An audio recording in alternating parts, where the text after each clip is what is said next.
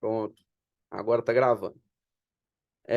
Então, aí depois eu vou para a tela do Notion, porque eu não tive como fazer slides, mas eu acho que o mais importante é vocês anotarem. Depois eu prometo que eu passo isso para slides e compartilho para vocês, para ter tudo que eu falei aqui anotado. Antes da gente começar o nosso conteúdo, é importante que vocês façam uma autoanálise para entender qual o momento que você está na sua carreira. E com isso, eu talvez não vou ser a melhor pessoa para ajudar, mas aquela dinâmica do tio Caio do D4X6, ele fez um negócio ali, cara, que eu achei genial, de você colocar, tipo, se seus clientes já aplicam projetos, você fazendo toda uma autoanálise sua ali, conectar os pontos, qual a sua distância para São Paulo, foi um negócio muito maluco, mas ali você conseguia ter noção de como você atingir aquela meta dele. Fala, Gabriel, tudo bom, meu irmão? Seja bem-vindo. Fala, Léo. Beleza? Tranquilo, cara. Aqui a gente tá só na parte introdutória, então você não perdeu nada, não. Beleza. Massa. Mas então, sim, tava só falando aqui, cara, que aquele D4X6 que o Tio Caio fez, né, que é aquela dinâmica, é muito boa para você entender em qual momento você tá da sua carreira, né? E eu coloco aqui pra gente não menosprezar o processo, porque não existem atalhos, né? A gente, para conseguir esses 11 a 24 mil, a gente sabe que não é fácil. Se fosse fácil, todo mundo tava fazendo. Mas tudo vai depender do momento da sua carreira e talvez você não vai. Até que o tanto que o D4X6, cara, foi um negócio que eu achei genial, porque ele te faz entender até o quanto tempo você tem, que plano de ação você tem. Então, o tio Caio vai ser o melhor cara para ensinar vocês a como cobrar mais. Eu quero falar mais da venda em si, né? De como você construir essa venda. É, Que propriedade eu tenho para falar sobre vendas, então, né? Que vocês estão ouvindo aqui o Léo, que vocês só conhecem como designer, então como que eu posso falar aqui sobre vendas? Eu só fui descobrir que eu era um bom vendedor mesmo, do ponto de alguém falar para mim, olha, você é um bom vendedor, quando eu abri a Red Shield, que o Nicolas, que é meu sócio, ele falou assim, cara, eu acho que você é um grande designer, mas eu acho que mais que designer, você é um bom vendedor. Só que eu descobri que eu só sei vender coisa que custa caro. Eu não sei vender coisa que custa barato. Se você me colocar para vender, igual assim, o meu sócio, ele tem um polo de faculdade que vende pós-graduação, essas pós que você paga aí R$ 90 por mês, cento e poucos reais por mês. Eu não sei vender esse tipo de coisa, sabe? Até porque a venda do design eu acho que ela é um pouco diferente mesmo. Mas eu vejo que eu consigo vender o meu trabalho por um bom preço. E a prova disso é até a Ana que está aí na reunião, que eu já consegui fazer projetos que ela trabalhou junto comigo, né? É... Fala, Igor, beleza, meu irmão? Seja bem-vindo. Eu já consegui fazer projetos que eu consegui, por exemplo, contratar a Ana, né? Tem um projeto que tá para sair, que é o Nadinhos, que vocês vão conhecer mais adiante. Eu consegui ter a Ana, consegui ter o Vitor Odon, foi quem mais? Foi o Jeff, que trabalhou com a gente, e tá faltando um, acho que é o Fernando. Fernando. Fernando, né? Eu, Jeff, Vitor e Fernando. Exatamente. E além disso, teve a Letícia. Então, para que tudo isso acontecesse, eu precisei vender, né? Então, eu vou falar para vocês um pouco sobre a minha trajetória profissional, para que vocês entenderem que tem alguém com alguma experiência aqui falando com vocês, né? Para vocês darem um pouco mais de credibilidade que eu vou falar. Eu sou Leonardo Rafalski, e meu nome aqui finalmente está escrito certo. Tem muita gente que ignora esse C aqui, coloca só o K, mas está tudo bem. Eu tenho 29 anos, eu sou designer desde os 15 trabalhando com isso, né? E design de marcas mesmo, focado nisso desde 2016. Então, vou falar algumas etapas aqui da minha carreira. Eu comecei a me aventurar com CorelDRAW e Photoshop no início da adolescência. Eu, assim, tive o privilégio do meu pai ser um cara amante de tecnologia, ele tinha computador, é, e aí, assim, ele comprava cursos de banca de revista, né? Que tinha esses cursos de CorelDRAW, cursos de Photoshop. Eu fazia montagem, o Glauco vai lembrar muito disso. Uma vez eu fiz uma foto, o Glauco tava chupando cana. Aí eu peguei uma foto dele no meio da roça, fiz como se fosse um cartaz de procurado, assim, né? Procura-se, recompensa era 25 centavos. Nem sei se eu tenho essa arte mais para mostrar para vocês, mas eu já brincava com isso. Para mim era diversão. E eu tô falando do Glauco é porque ele tá aqui, tá, gente? Ele tá na aula que eu convidei ele para vir hoje, que ele conhece minha história também. Aos 15 anos eu trabalhei como diagramador de um jornal, chamava Jornal Olhar de Minas. Com 16 anos, eu tive talvez a minha pior experiência profissional, que foi trabalhar numa empresa de confecção. Eu fazia o design das camisas e eu lembro que quando eu cheguei lá, eu cheguei todo entusiasmado, né? Tinha uma turma de psicologia que queria fazer uma camisa e tinha muito esse negócio da turma, não sei se hoje em dia ainda tem, né? A turma queria ter a própria camisa, aí eles queriam fazer psicologia, mas fazer um trocadilho com a marca Skol de cerveja. Então ficaria tipo assim, Psicologia. E aí, tipo assim, a menina só tinha escrito isso com a fonte. E eu quis fazer um negócio, tipo assim, que tivesse a cerveja, a espuma, peguei a marca, fiz a tipografia. Na hora que eu fiz isso, cara, a menina que tava saindo, ela era designer da empresa, ela tá assim, nossa, eu não vou citar nomes aqui não, tá? Porque eu tô falando mal da empresa, então deixa essa parte pra lá. Ela falando assim, nossa, aqui a fulana vai amar o que você faz e tal. E eu acho que eu saí de lá, ela não se deu conta de que o trabalho do design estava ajudando muito a aumentar as vendas, né? Mas lá eu fazia o atendimento e as vendas. Eu vou contar um fato curioso aqui. Eu não quero ser um Naldo da venda, tá? O Glauco tá aqui para me endossar no que eu vou falar. Quando eu tinha meus 14 anos, meus pais se separaram e isso gerou um impacto muito grande para minha vida. Eu parei de estudar aos 15. Eu concluí o ensino médio pelo Enem. E eu cheguei a ser expulso da escola. Tipo assim, isso é até um episódio engraçado. E depois que eu fui expulso da escola, a, um pessoal lá da diretoria da escola que iam fazer uma camisa de 50 anos dessa escola. E eu que atendi. Então você imagina que cara que ficou, tanto eu quanto elas, de ver o cara que foi expulso que finalmente ia atender elas para fazer essa camisa de 50 anos.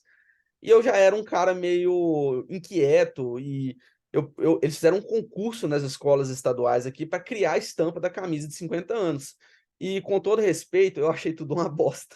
E eu falei isso com eles, sabe? Eu falei assim, gente, essa camisa, deixa eu fazer a minha versão dessa camisa. Se vocês gostarem, vocês fazem, se não gostar, não fazem. Aí eu fiz uma camisa preto com dourado, com a tipografia, eu já tinha algum senso estético ali, e eles falaram assim, quer saber? Que se dane esse concurso, não vamos fazer a camisa desse menino aqui que a gente gostou. E elas saíram de lá elogiando, né? Tipo assim, nossa, o Léo é um menino muito inteligente, mas me expulsaram da escola, né? Mas ali eu fazia esse atendimento. Então ali, tipo assim, desde os meus 16 anos, eu já tinha contato com o público. Eu já tinha essa de entender o problema do cliente e fazer alguma solução, né? Com meus 18 anos, eu trabalhei numa empresa de comunicação visual, então eu fazia o designer, fazia o atendimento, fazia vendas. Ali eu fiz a minha primeira venda de 50 mil reais, que era para um edifício do governo. E é doideira, né? Tipo assim, com 18 anos, com a situação financeira muito simples que eu tinha, né? Assim, morava. Enfim, eu não vou detalhar muito minha vida aqui, não, que ela é meio sofrida, mas eu não tinha muito tipo, essa percepção do que era 50 mil, e eram algumas placas de inox que a gente ia fazer, mas assim, eu já conseguia vender isso. Né? Tipo assim, eu fiz todo o atendimento, o dono da empresa não chegou a ter contato com esse cliente. Né? Então, foi também o meu primeiro contato com criação de logos. Ali que eu comecei a criar e eu não era muito valorizado. Né? Quando eu tinha 23 anos, eu saí da empresa que eu trabalhava para criar minha própria agência. E eu era responsável também pelas vendas, contratos, criação, entrega. Então, eu não tinha essa equipe para fazer isso comigo. Quem aqui já teve experiência de trabalhar com agência, geralmente você só pega o briefing, né? Depois que ele foi coletado. Você não vai, tipo assim, fazer o briefing, você não tem o contato com o cliente. Talvez nem é você que apresenta. Às vezes tem um setor de atendimento.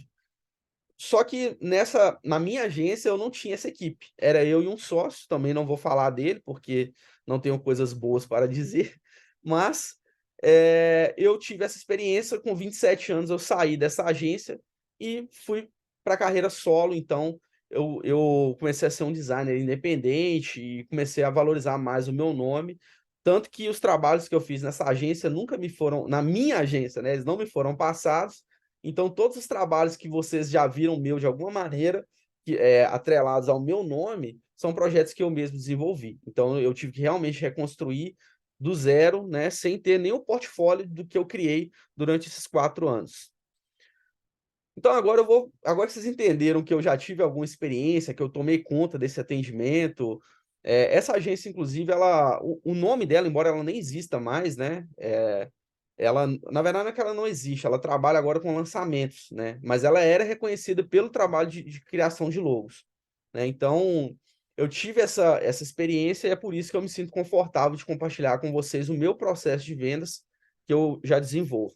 Então, aqui só para levar uma reflexão, e eu queria ter a participação de vocês, que pode ser no chat ou pode ser por voz também. Em qual desses dois lugares você pagaria mais caro? Aí, quem puder contribuir com essa reflexão aí, a gente vai construir esse raciocínio juntos. O da esquerda ou da direita? Da direita, né, pai? É É unânime, isso. né? Mas aí, assim, mais do que essa resposta que ela é meio fácil da gente falar, eu quero que vocês me digam assim, por que o da direita vale mais? Sendo que, em tese, nada prova que os dois ambientes vão me proporcionar o mesmo resultado. Então, o que tem nesse da direita que faz ele ser mais caro? A experiência, A experiência, sem dúvidas, é um dos fatores, mas tem mais coisa aí. O ambiente, o espaço que é utilizado, a decoração, tudo é muito bem pensado para estar em cada ponto. Por exemplo, essa cadeira preta entre as duas cadeiras vermelhas, a iluminação influencia também. Então, tem muitos outros pontos. E o da esquerda é um ambiente muito mais simples. Sim, Uma cadeira simples, uma bancadinha, um espelho na parede e outro parece ser um espelhozinho de mão para olhar atrás, sei lá. sim, Mas é um espaço bem mais simples, é bem mais discreto em relação ao outro que tem muito mais atrativos visuais. sim. Bem, eu vou, além de ter dado o Matheus, que eu vi que chegou aí também, né? Seja bem-vindo.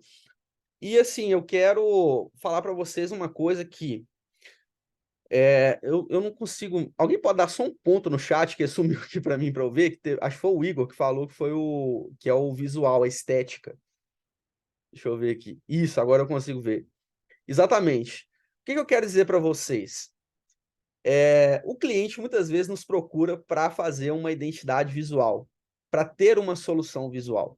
E o que eu estou provando para vocês aqui por A mais B, sem falar de design, é que o visual já consegue transmitir uma percepção maior de valor. Então, assim, eu pedi para que vocês mandassem para mim quais são as dificuldades que vocês enfrentam no momento da venda. E, assim, uma coisa que o tio Caio também passa muito isso para nós, essa questão da nossa apresentação pessoal, sabe? De como a gente se apresenta, a foto nossa de perfil, o ambiente que a gente usa para poder falar com o cliente, por mais que seja visual e seja superficial, talvez, e às vezes até injusto, tá? Eu vou falar algumas verdades que às vezes são duras, mas a aparência ela importa.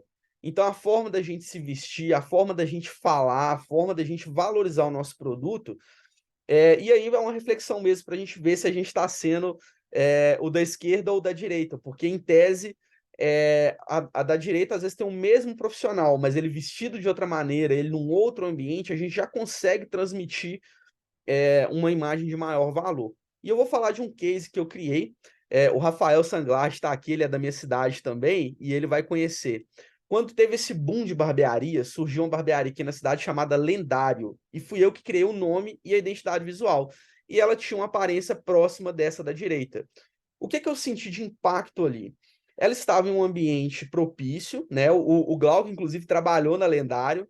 Ela era no edifício onde tem médicos, promotores, advogados. Então, ela já tinha um público com um ticket um pouco maior, mas desde o início, se eu não me engano, no segundo mês a empresa já se pagava. E o interessante é que ninguém entrava lá, porque, tipo assim, isso aqui que era o padrão de barbearia da minha cidade. Você pagava 10, 12, 15 reais no máximo para cortar cabelo. E aqui você ia cobrar 40, 50 reais. Talvez a cidade de vocês seja muito mais caro, né? Eu sou na cidade de 90 mil habitantes. Mas que eu saiba, ninguém nunca chegou na Lendário procurando um corte de cabelo desse aqui. Eles já sabiam que tinham que pagar um pouco mais caro. Então, isso é importante a gente se preocupar em como o cliente nos enxerga, se o cliente realmente está enxergando que em nós ele vai pagar um pouco mais caro.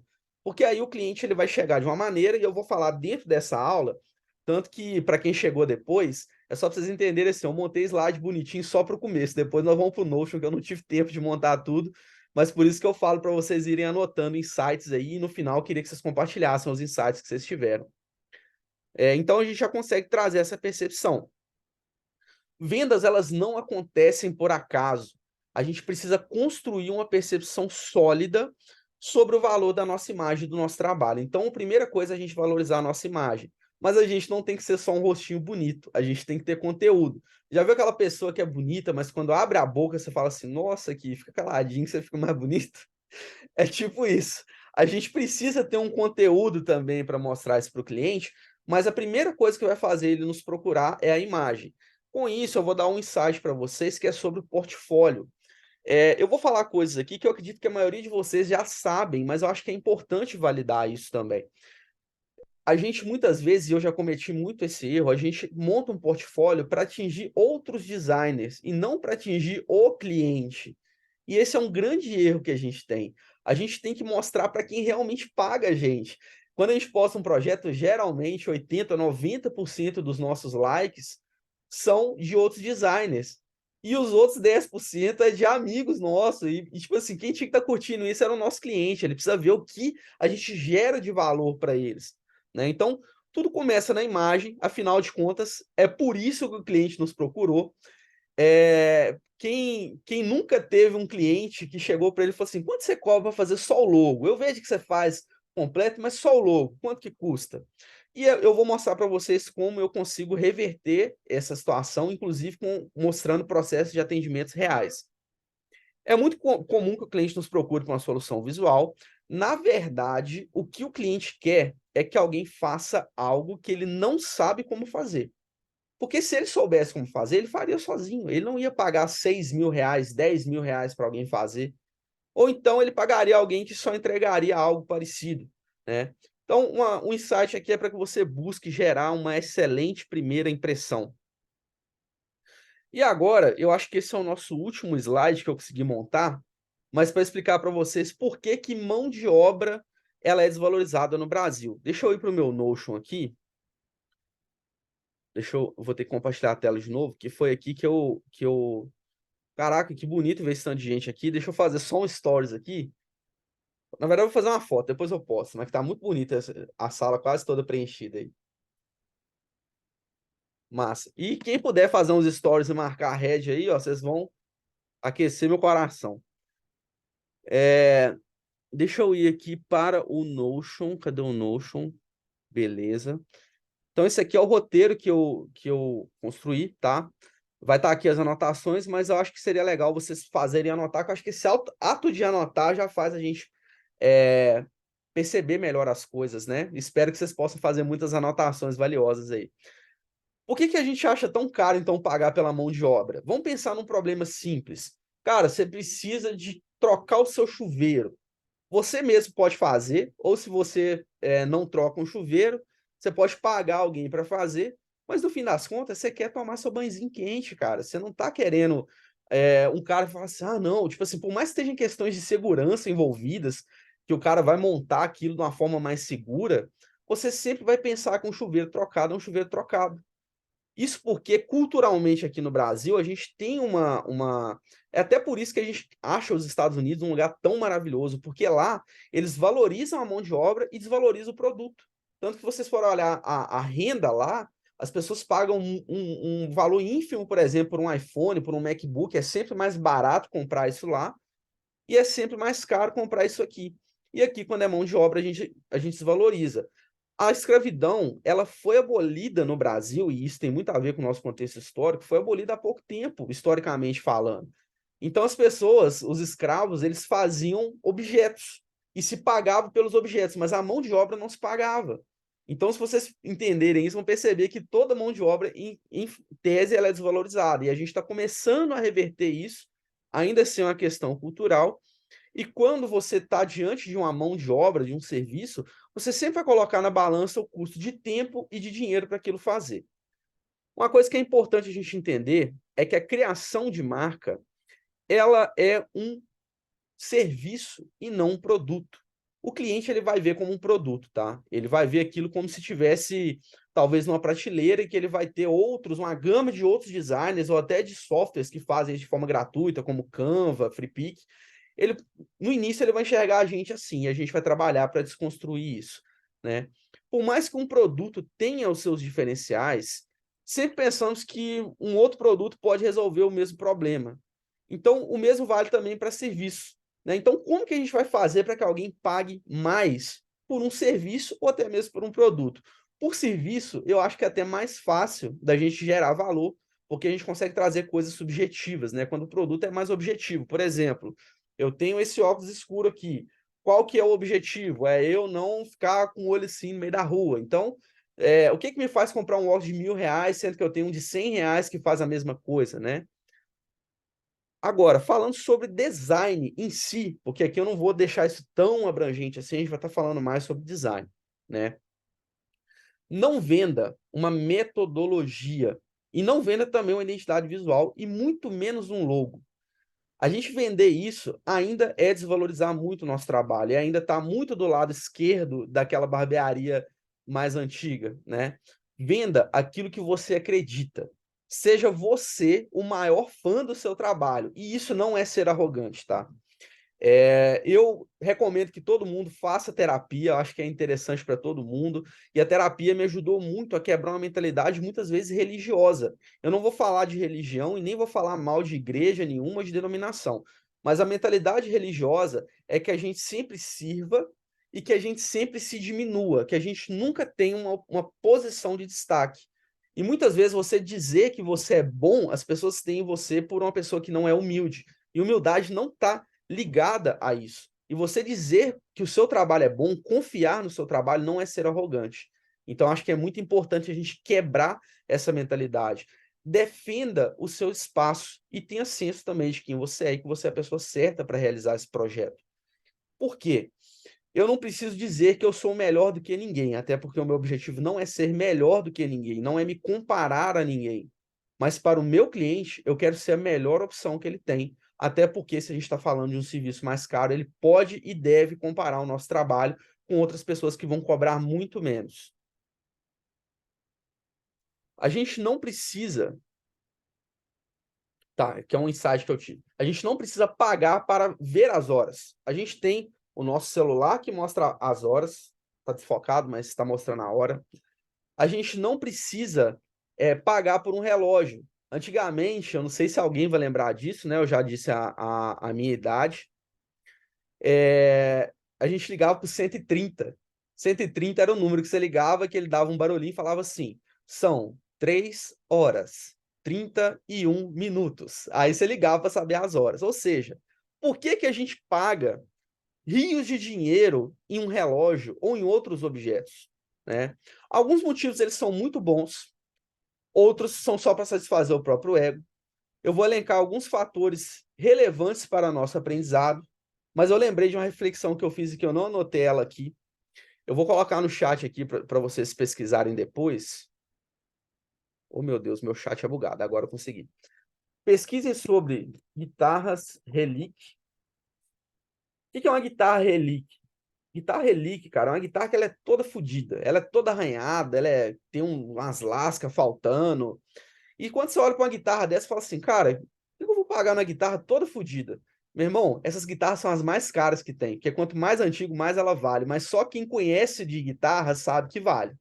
Então, se um dia você vê algum cara fazendo um vídeo com a guitarra toda lascada, você pode saber que aquela guitarra ali vale uns 30 mil reais. Isso tem muito a ver com um dos pontos que eu vou falar, que é sobre o nível de consciência. Se eu não te der esse nível de consciência, você vai olhar para uma coisa achando que ela vale pouco e, na verdade, ela vale muito.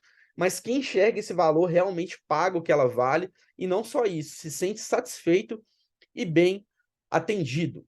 Então, vamos falar sobre os fatores relevantes para esse nosso aprendizado aqui. Como eu estou falando aqui, por exemplo, de um Rolex, né? Que a pessoa não está pagando ele para ver as horas, e a pessoa também não está pagando a gente para criar um logotipo, que se for só para isso, ela vai lá no Google e já tem um pronto. Primeiro ponto que a gente precisa entender sobre o nosso cliente é que o primeiro motivo que a pessoa compra qualquer coisa é porque ela pode pagar por esse item. Obviamente, se é uma pessoa honesta, né? A pessoa desonesta, ela compra algo que ela não pode pagar e dá o calote. Mas aqui a gente está falando de um bom cliente. Ele pode pagar. Então, quando você conversar com o seu cliente, não é julgar o seu cliente. Não é você olhar para o cliente e falar assim, ah, esse cara tá usando uma camisa de uma marca, sei lá, da Hering, uma camisa de R$ 30. Cara, não é por isso que a gente vai julgar o seu cliente. Quando você conversar com o seu cliente, você tem que entender qual que é o real momento dele. Não se engane, que as pessoas sempre vão dizer que não podem pagar, mas a verdade é que elas precisam enxergar o valor antes de investir. Então, assim, você já deve ter conversado com um cliente que o cara chega de BMW para conversar com você, e quando você vai passar o preço, fala assim, então, cara, mas vai com calma aí, porque eu tô num momento assim, assim, assim. Então, cara, ignora, tipo assim, não ignora, mas sabe que o cliente sempre... tem até um provérbio bíblico, ou um texto bíblico, não sei, que fala assim, nada vale, diz o comprador, depois ele se gaba de ter feito um grande negócio. Então, isso é questão de saber negociar.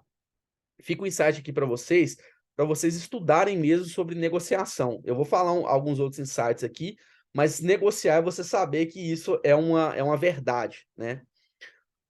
Segundo fator que eu coloquei aqui, ó, aquela pessoa que compra um Rolex, né? Eu estou usando o Rolex aqui porque é um relógio que custa 30, 40, 50 mil reais, e que, inclusive, eu já tive um amigo que vendia Rolex falsificado, e muito parecido com o original, do ponto que se você colocar ele no pulso, a única coisa que as pessoas vão saber se você tem um Rolex mesmo, se ele é original ou não, é se você foi embora de Celta ou se você foi embora de BMW, entendeu? Porque não faz sentido você ter um relógio que custa mais caro que seu carro, né? E aqui fica um insight que, assim, aqui eu tô rasgando o verbo com vocês e eu sei que o que eu tô falando pode parecer idiota e superficial, mas você fazer uma reunião com um cliente presencial com um MacBook, cara, já faz o cara saber que ele vai pagar um pouco mais. Esses detalhes fazem a diferença. Então, assim, ainda usando dessa premissa de que alguém está pagando caro por alguma coisa, essa pessoa ela tem um alto nível de consciência sobre aquele produto ou sobre o que aquela marca pode oferecer. E isso, preste muita atenção no que eu vou falar, sempre está ligado a desejos íntimos do ser humano. Todo ser humano ele quer se sentir desejado, valorizado, respeitado, realizado. Então, o Rolex, o cara não quer que você pergunte as horas para ele virar e falar assim, peraí, nossa, aqui no meu Rolex aqui está 10 segundos atrasado, né? Mas está marcando aqui 3:36. Não é isso, o cara não quer isso. Ele transmite uma mensagem, né? Ele transmite uma mensagem que aquela pessoa está ligado aos sentimentos dela. Então, se você não tem nível de consciência, você não vai pagar caro no Rolex. Assim como o cliente não vai pagar caro no seu serviço, na sua identidade visual, no seu name.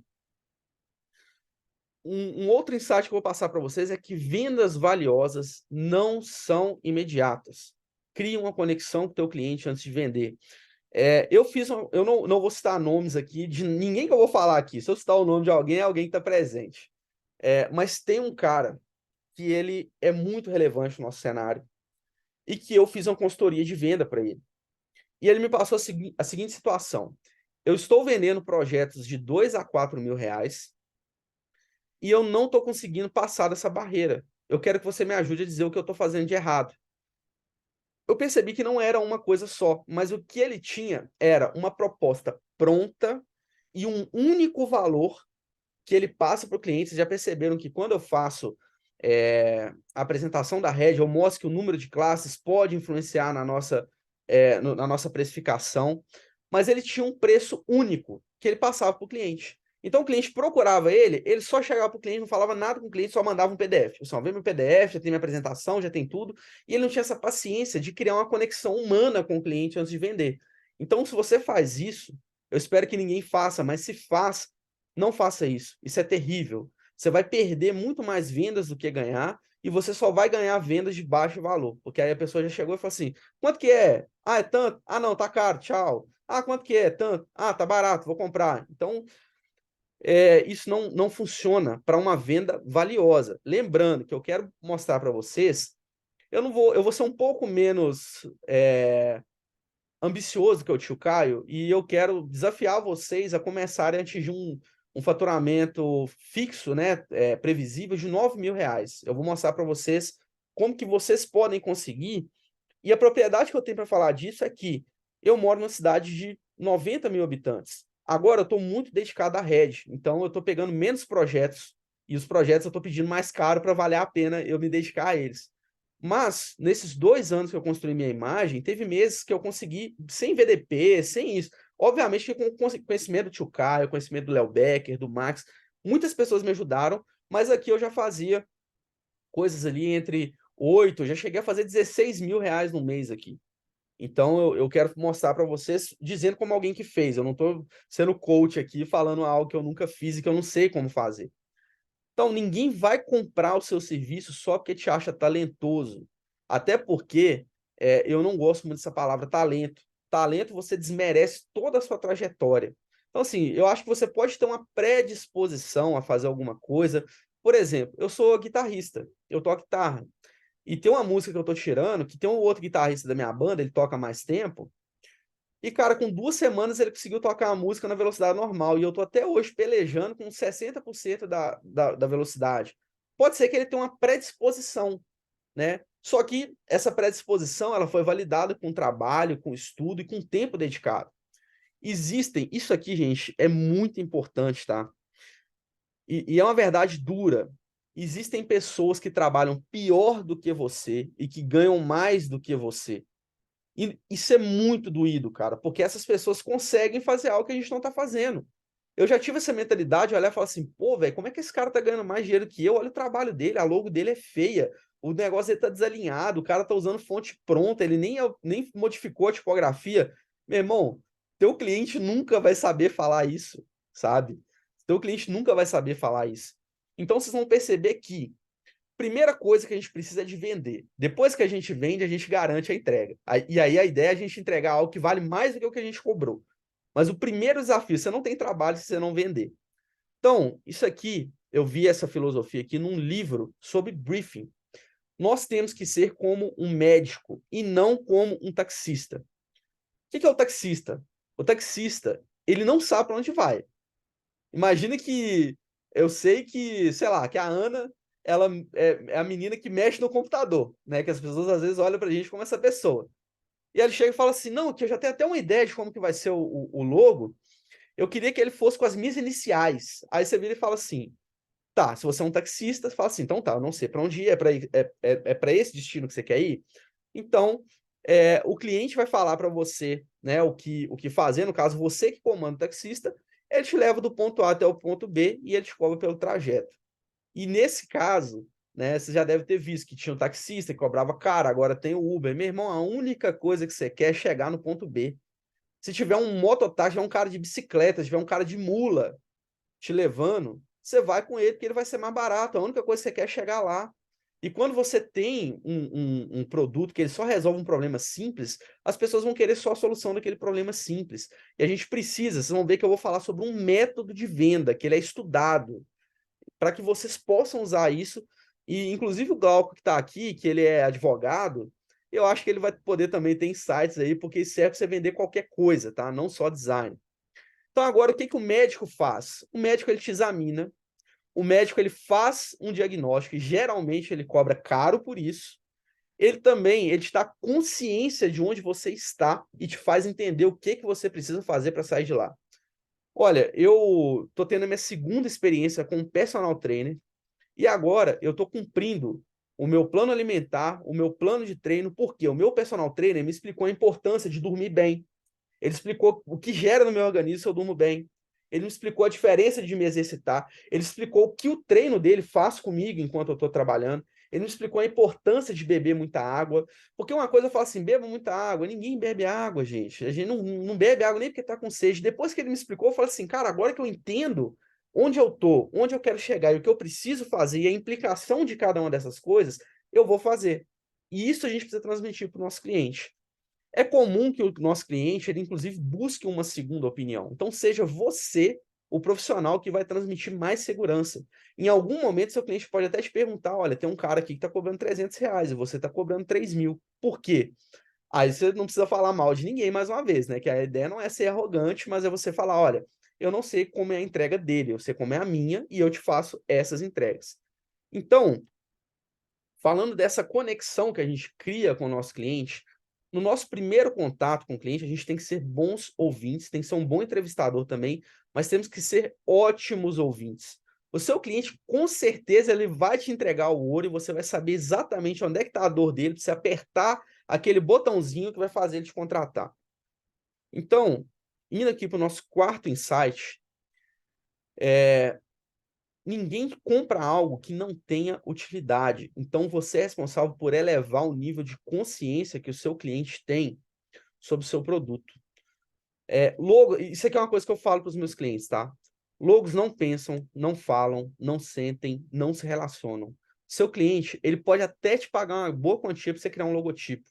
Mas o que seu cliente faz com o logo? O logo que eu entrego, que qualquer pessoa entrega, serve para ele fazer qualquer coisa. Ele vai conseguir fazer o uniforme, ele vai conseguir fazer a placa. E muitas vezes o cliente nos procura que ele pensa que precisa disso. Ele acha que a única coisa que ele precisa é disso. E aí onde eu falo para vocês lá na apresentação da Red, que o cliente às vezes vem com nomes genéricos. Ele pega o nome, as iniciais do nome dele e coloca o que ele faz, né? Até o Vitor aqui, se ele me der a liberdade de falar do cliente dele, eu esqueci o nome, mas é alguma coisa Alumínios. As iniciais do nome dele. Então, assim, cara, isso aí é um nome que não gera valor. E a gente sabe que isso é ruim para o cliente. Por exemplo, eu não estou falando que foi a barbearia do fulano que virou referência aqui na cidade. Hoje ela nem é mais a referência. Surgiram outras barbearias, né, que competem de igual para igual. Mas o nome dela é lendário, né? Não é um nome, tipo assim, barbearia. Aqui tem uma barbearia que, se eu achar essa foto, eu vou mandar para vocês. O cara pintou na parede e colocou um desenho de um bigode, aí colocou fininho, e aí colocou cabelinho e desenhou uma régua. Quase aquela música que fala bigodinho, fininho, cabelinho na régua. Isso aí é o nome da barbearia do cara. E às vezes o cliente ele nem sabe, ele só quer que você faça uma logo para isso, que ele quer ter um bordado, um uniforme, qualquer coisa.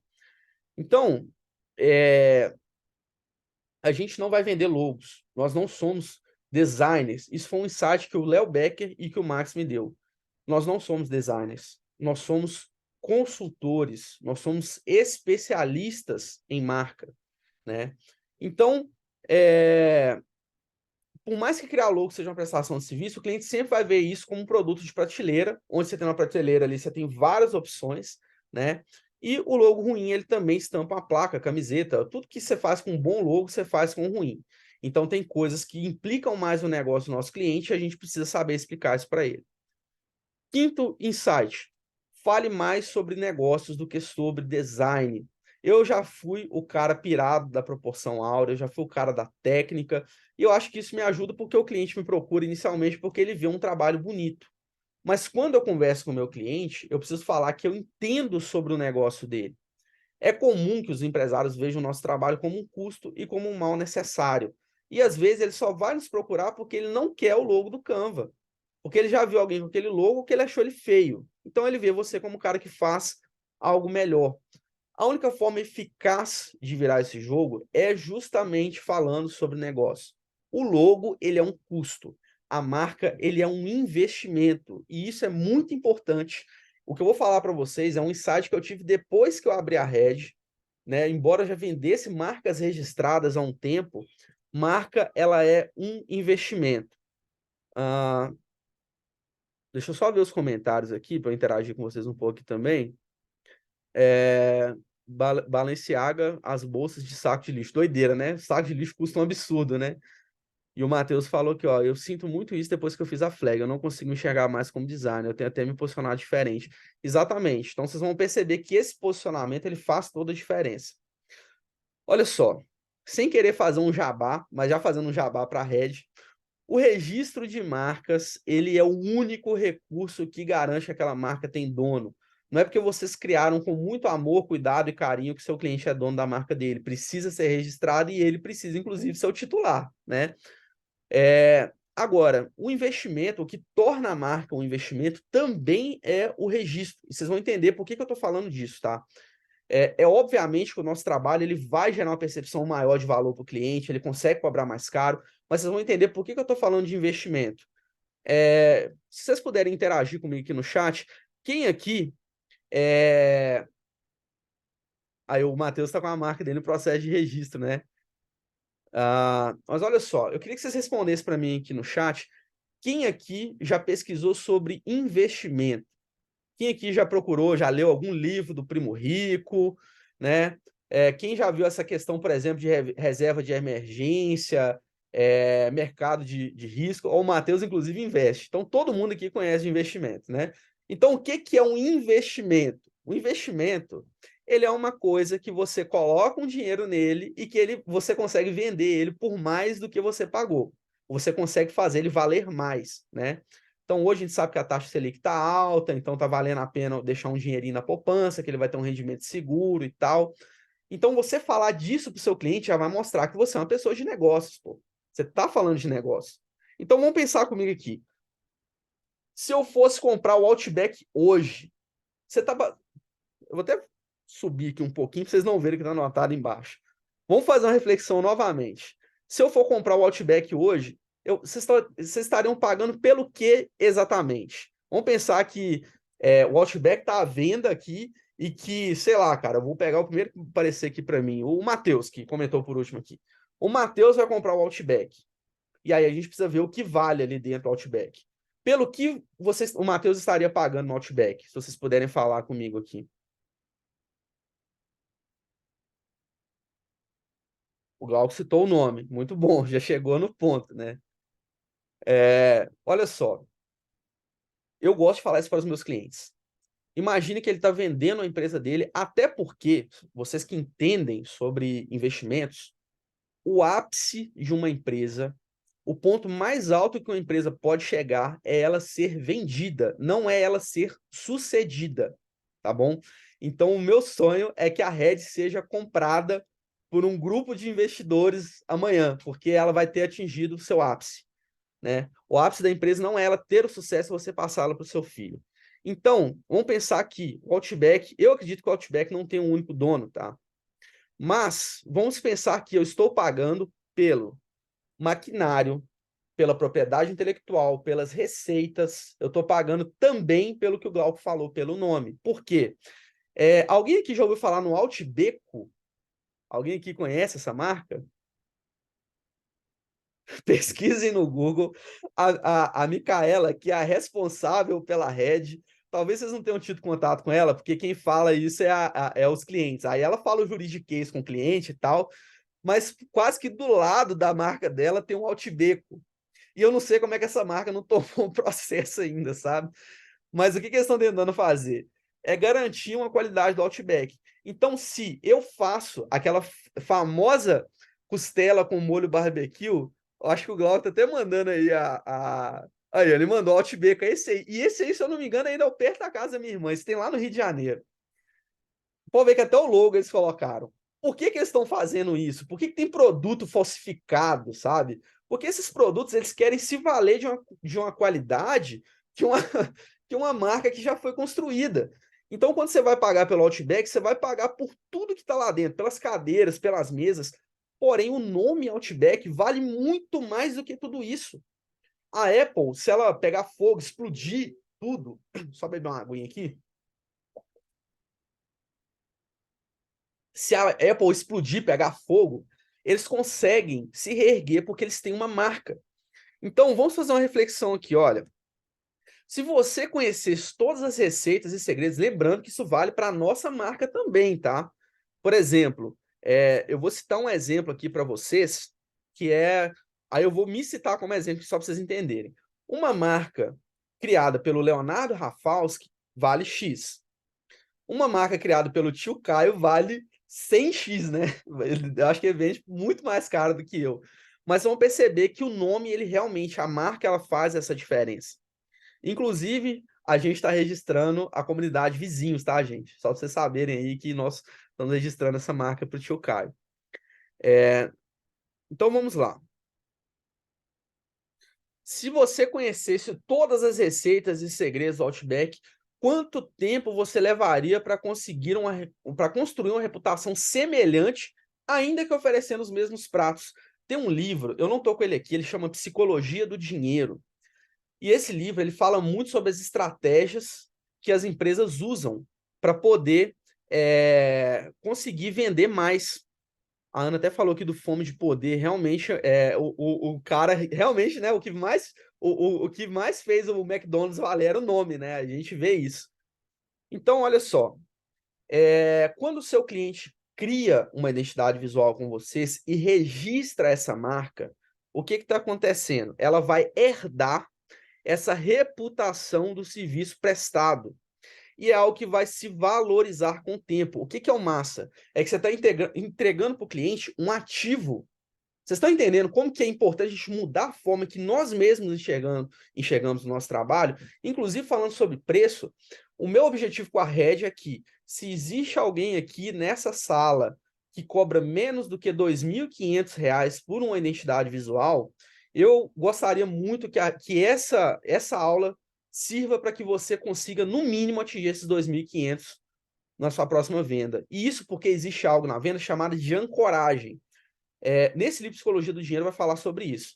Quando você chega numa loja, por exemplo, de roupas, né, uma loja de roupa mais cara, tipo, sei lá, Zara da vida, eles vão colocar roupas caras na vitrine e você vai ver, de repente, uma jaqueta que custa R$ 700. Mas você vai comprar uma de 300, você vai comprar uma roupa de 250. As caras ficam na vitrine para que você entre dentro da loja e pense que você está fazendo um ótimo negócio. Pense que você poderia ter comprado uma de 700 e comprou uma de 250, mas ainda assim você está pagando muito, né? E tem também uma questão que é justamente essa ancoragem. Então, quando você vê uma de 700, fala ancoragem de 700, você baixou ali para 250. Então, se você parar para pensar que um cliente, no nosso plano basic, ele vai pagar no mínimo, sem taxas de NPI, R$ 2.500, que eu posso dividir isso em 10 vezes para ele, ou R$ 2.000 à vista, vamos pensar que é R$ 2.500 só de registro. O seu trabalho não deveria custar menos que o registro. A ideia é que o seu trabalho, na verdade, custe mais do que o registro, seja ele qual plano for.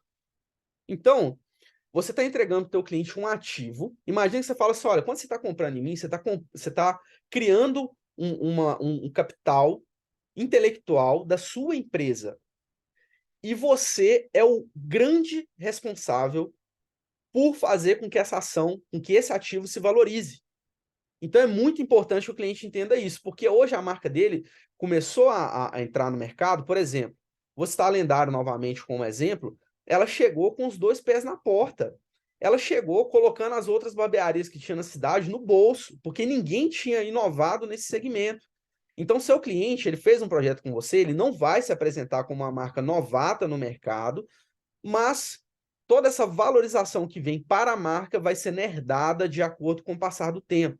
Então, o seu cliente fazendo uma marca com você, ele tem um compromisso de honrar com aquela imagem, porque quanto melhor for aquela imagem, mais aquilo vale. Então, hoje a gente compra o hambúrguer, por exemplo, do Madeiro, você não vai questionar a qualidade, você já conhece o nome.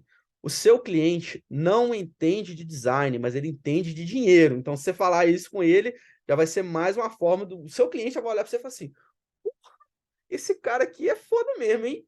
Ou esse cara aqui ele vai resolver o problema da minha empresa. Ele sabe falar de dinheiro, ele vai me ajudar a ganhar mais dinheiro, né? Ao falar da marca como investimento, seu cliente não vai entender só o valor, mas ele também vai entender que ele é o grande responsável pela valorização desse ativo, isso que eu já tinha falado. Então, aqui vai para o nosso 6º insight, né? O Gabriel falou que comprou esses dias, foi o livro Psicologia do Dinheiro, ô Gabriel? Massa, cara, livro muito bom. No começo você vai começar a falar assim, pô, agora eu vou economizar uma nota, eu não vou gastar com mais nada, que eu sei todas as pegadinhas que as grandes empresas capitalistas têm para roubar o meu dinheiro. Aí passa daqui 3 meses eu falo assim, cara, hamburguinho do McDonald's, que delícia, R$ 50. É mais ou menos assim que funciona. Então, olha só, antes de investir o dinheiro, as pessoas investem a moeda mais preciosa, que é o tempo. O tempo é a única coisa que você nunca vai recuperar. Você nunca volta no tempo. É impossível. Pelo menos embora eu goste muito dos filmes de viagem no tempo e amo acreditar que um dia possa existir, até que me prova o contrário, não tem viagem no tempo. Então, o tempo vai ser a sua moeda mais preciosa, né? Então, chame o seu cliente, né? Primeiro, na verdade, eu pulei um parágrafo aqui, ó. Conquiste o tempo do seu cliente. Jamais responda uma solicitação de orçamento sem uma boa conversa. Chame o seu cliente para um contato pessoal, ainda que não presencial. Por isso que é importante esse ambiente que está aqui atrás, aqui, ó. Ainda que está desfocado, vocês veem que parece que tem uma iluminaçãozinha legal aqui, ó. Parece que tem uma paredinha legal, tem uma cortininha aqui, ó. Tá vendo? Isso tudo é importante, sabe? Isso tudo ajuda a vender a sua imagem também. O seu cliente vai criar uma expectativa em cima disso, tá? É igual eu falei, pode parecer babaca, superficial, mas a realidade é essa. E o tio Caio mesmo já falou sobre isso, né? Que ele falou assim, olha, eu fiz um ambiente massa para eu ligar minha câmera, meu cliente me ver, para ele me olhar no olho, para ele não olhar e falar assim, não, coitadinho desse cara, né? Ele precisa tanto de mim que se eu não contratar ele, ele vai morrer de fome, né? É, Aí o Matheus, desde o corte de cabelo até a plantinha do cenário, porque o primeiro investimento que eu fiz no ano passado foi ajeitar o cenário. Isso realmente importa. Eu, inclusive, eu corto meu cabelo todas as quintas-feiras. Todo mundo que me vê, eu tô sempre de cabelo cortado e de camisa preta, né? Que aí eu não fico nem mal arrumado, nem também, né, igual sei lá, cara, igual um milionário também com o meu cliente. Olha só. Chame seu cliente para um contato pessoal, cuide do espaço, demonstre para o cliente que você já é bem-sucedido. Olha, gente, isso que eu vou falar para vocês é um insight valioso. O cliente que precisa de você, não é você que precisa do cliente. Em tese, a gente pensa, não, gente, eu preciso do cliente, pô, é ele que vai pagar minhas contas, mas deixa eu te falar um negócio. Quem que procurou quem? Você que procurou o cliente? Você que bateu na porta dele e falou assim, aqui, deixa eu te falar, você não tá precisando fazer uma logo aqui, não? Não, cara. Quem dá as cartas é você. É o cliente que te procurou, cara. Você tá no comando, entendeu? Então, olha só, invista em oratória. Vocês vão perceber que eu já tenho esse costume de falar em público. Isso foi trabalhado. Eu entendo que muitos de nós somos introvertidos. O criativo, em geral, é introvertido. Então, eu adquiri uma boa dicção, porque eu tô no campo de batalha há muito tempo. Igual eu falei com vocês, desde os 15 anos, eu tô lidando com pessoas e vendendo serviços. Então, tipo assim, eu tenho quase metade, né? Eu vou fazer 30 esse ano. Então, já tem 15 anos que eu tô nessa. Então, tem muita prática. Então, invista em oratória. Se for o caso, fonoaudiólogo, se for o caso, psicólogo, se for o caso de se arriscar mesmo, sabe? Isso tudo é importante. No começo a gente treme um pouco nas bases, né? Mas é muito importante você conseguir falar isso, né, para o seu cliente. Seja um bom entrevistador, mas também um bom ouvinte. Eu li um livro falando sobre design thinking, que ele fala o seguinte, que a gente tem que saber muito ouvir o cliente, inclusive quando seu cliente está divagando em algum pensamento, tipo assim, seu cliente fala assim, eu queria uma marca que fosse mais assim, sabe quando o cliente está fazendo isso, que está pensando? Não complete a frase dele, sabe? Deixa ele falar, cara. Deixa até a mente dele dar tilt, mas deixa ele falar o que ele quiser falar, sabe? Ele se comunicar da maneira dele. Meu Deus do céu. Alguém manda um pontinho no chat de novo, que o meu negócio tá bugado? Não, já consegui. Consegui. Aí, obrigado.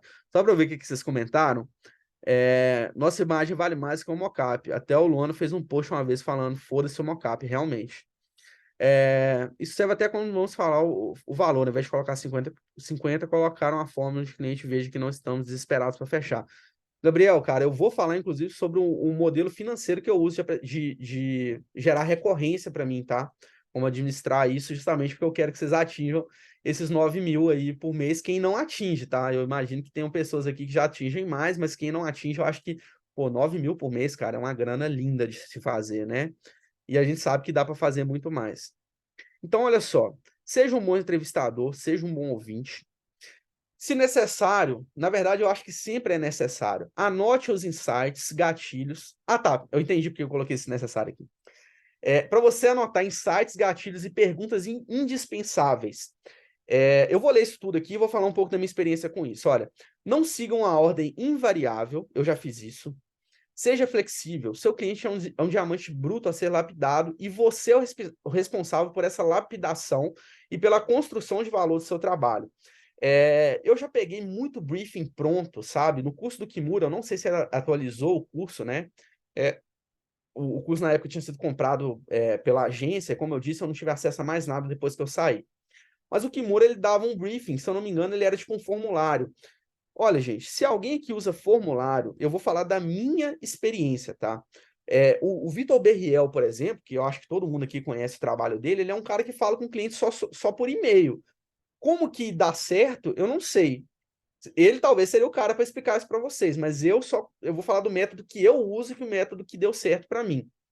Então, assim, eu já mandei formulário, eu acho que formulário é um saco. Ninguém gosta de responder formulário, sabe? O cliente já vê isso até como uma barreira. O cliente não vai te responder aquilo de forma satisfatória, sabe? E eu já criei até roteiro. E o meu roteiro, ele era assim, ele era umas 4 páginas, era um negócio cansativo pra caralho, sabe? Tipo assim, era 1 hora de reunião pro cliente saber, tipo assim, e às vezes me respondendo coisas repetidas. Aí, com o tempo, eu comecei a ter esse roteiro, só que às vezes eu tava na primeira pergunta, o cliente tava falando uma coisa que tava na última, aí eu já virava a última página, já ia anotando. No fim das contas, eu fui reduzindo esse tempo, tentando ser objetivo, né? Mas, isso eu tô falando, gente, não é da metodologia de você diagnosticar o cliente, tá? Por exemplo, eu sei que tem pessoas aqui que são alunos da Flag, eu sou da Flag, embora eu não esteja muito participativo por lá, mas eu fiz a mentoria do Max antes de ser Flag, então o Max, ele tem ali uma forma que ele usa para poder fazer um diagnóstico de marca. Eu tô falando aqui antes da venda, tá? Então, antes da venda, é importante que você tenha esses gatilhos e perguntas indispensáveis, inclusive, falando novamente da metodologia de você já vender o registro, você precisa saber quais são os serviços, quais são os produtos que seu cliente faz, mas pergunte tudo sobre o negócio dele. Então, tem algumas perguntas indispensáveis, mas seja articulado também, sabe? Uma coisa que eu vou falar aqui, que vai até estar lá mais na frente, se o cliente procurou e você viu que ele trabalha, sei lá, você está novamente no ramo de barbearia, esteja preparado. Eu tive uma reunião essa semana com o Vitor Odon, falando sobre a negociação com o cliente dele, e eu falei assim, olha, cara, seu cliente, ele tem um nome realmente genérico e que tem centenas de outras empresas que usam um nome muito parecido. Mostre isso para ele, sabe? Já chegue para falar com o seu cliente preparado, mostre que você entende do ramo, que o seu cliente procurou fazer uma marca de café. Cara, dá uma pesquisada sobre café, saiba falar com ele sobre o produto dele, tudo isso vai gerar conexão, vai gerar autoridade para você. Deixa eu ver o chat aqui de novo. Eu dava muito certo antigamente, mas da forma como posicionou hoje não rola mais. Eu faço reunião para tudo. O cliente que me contrata ama participar do processo e já vale mais que o resultado. Inclusive, Matheus, o cliente participar do processo é importante para ele enxergar valor.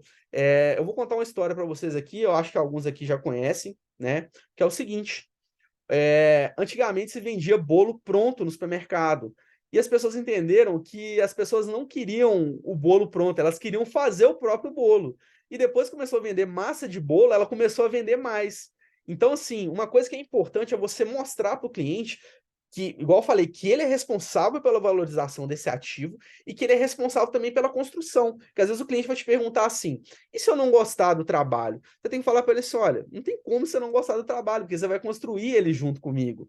Então, aqui, eu vou colocar o 6º insight. Mostre que o seu trabalho é fruto de estudo, experiência, análise e estratégia, e outras coisas mais que vocês entendem. Não importa se você leva 5 minutos ou 5 meses para fazer um projeto. O importante é que o cliente saiba que você se dedicou a cada etapa. E se você leva 5 minutos, nunca chegue 5 minutos depois mostrando para o teu cliente que você chegou no resultado também, não. Ontem eu tive uma reunião com a Fernanda Tabellini, acho que ela está no nosso grupo também. A gente está até fazendo o registro já de uma cliente dela.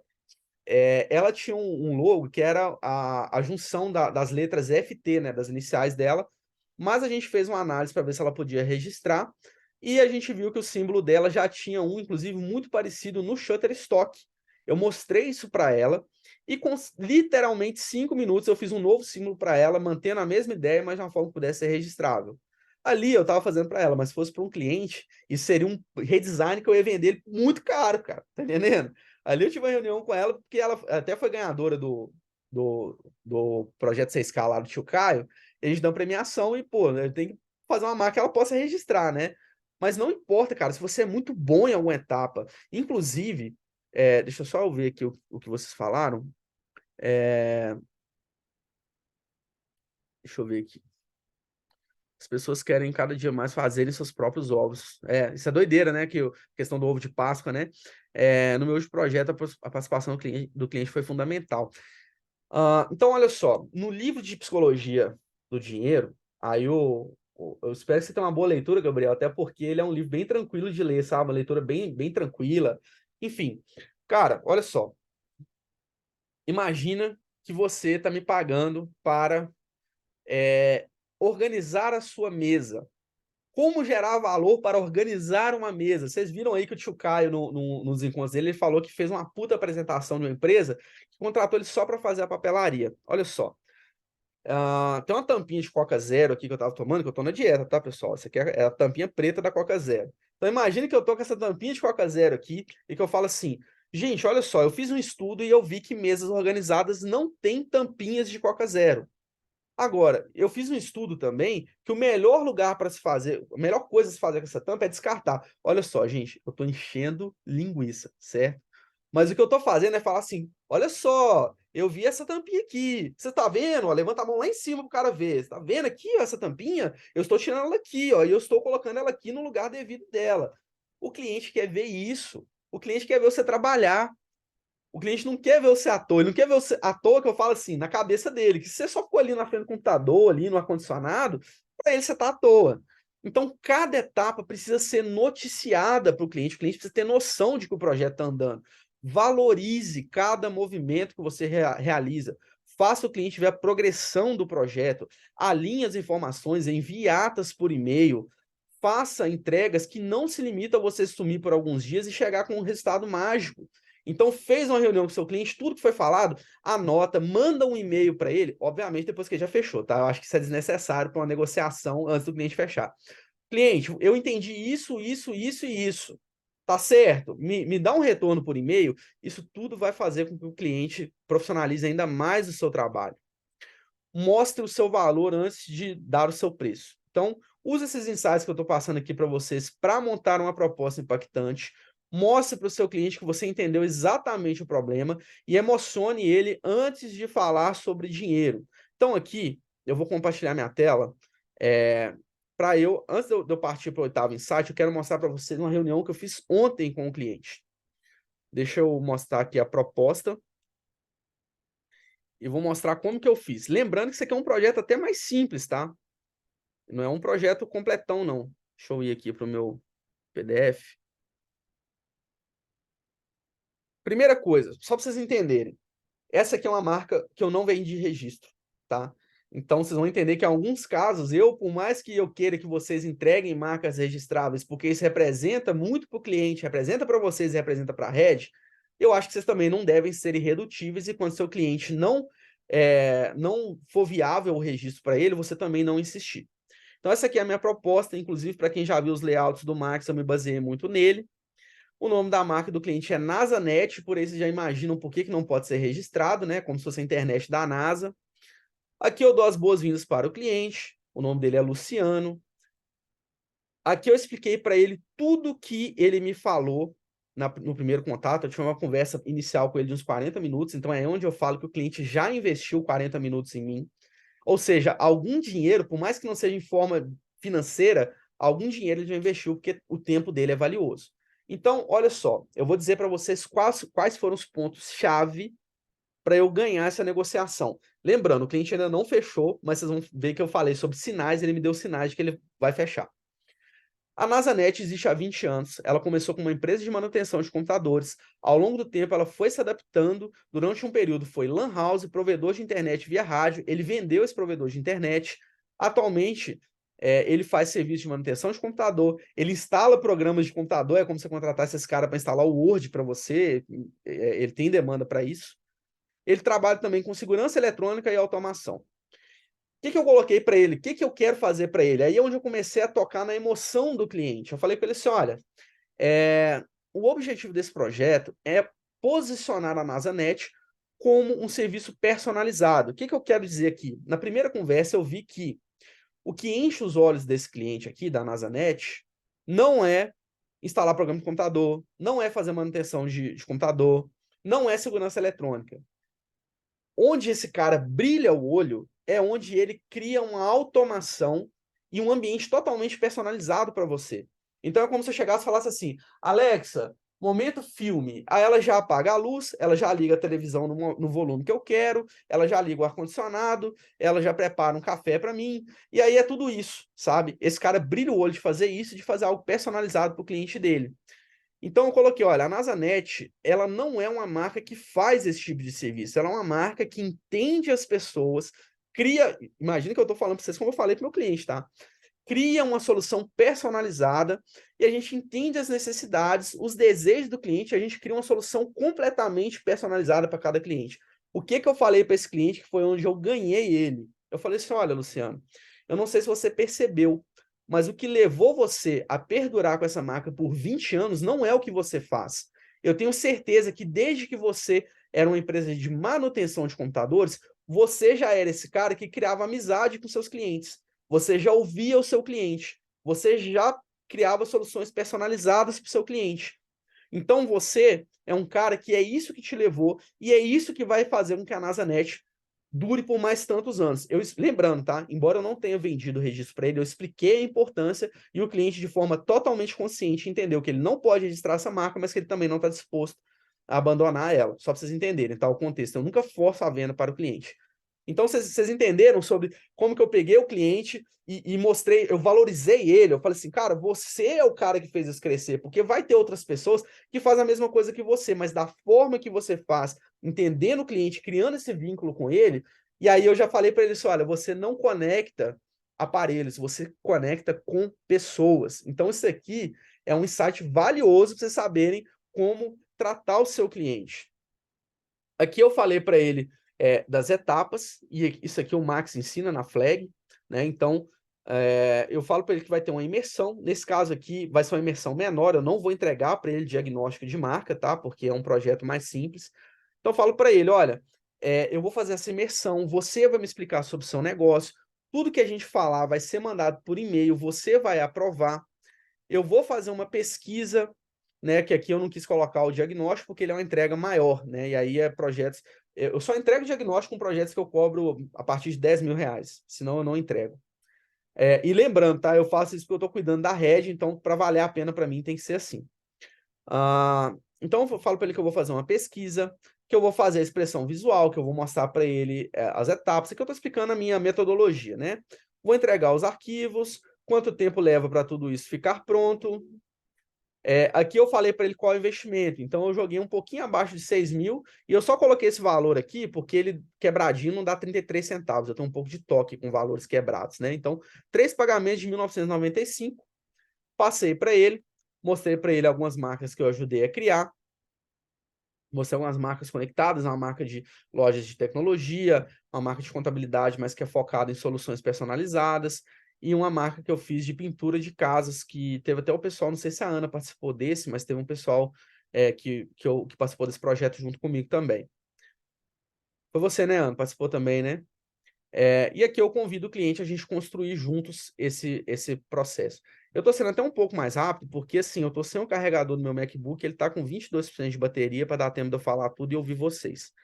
Mas espero que tenha tido insights também para vocês aí nessa forma de construir a venda, onde eu falei até dessa parte mais importante que eu falei com o cliente. Outra coisa, observe os sinais do cliente. Então, olha só, se você conseguiu atingir essas etapas, se você conseguiu emocionar o cliente, parabéns, cara, você é foda. Só que vocês vão perceber que logo depois de você apresentar o último slide da sua apresentação, e eu recomendo que você apresente a proposta, não que você mande uma proposta. Para vocês terem uma ideia, o tio Caio é um cara que tem muito pouco tempo. E a gente está olhando um registro de uma marca para ele lá. E aí, eu mandei a proposta pro tio Caio, porque eu não consegui fazer uma reunião com ele. E o tio Caio falou comigo assim, ô Léo, olha só, eu preciso entender por que que o registro com a Red Shield, até porque o registro que a gente passou para ele é uma marca que ela tem muitos riscos. E aí eu passei o plano Pro porque ele vai ter, né, toda a assessoria jurídica, não vai ter custo com isso. Ele falou assim, por que que seu plano está cerca de 20% mais caro do que eu vejo no mercado? Aí eu falei para ele assim, olha, eu gostaria de ter te apresentado. Se eu tivesse feito uma apresentação para ele, ele teria entendido.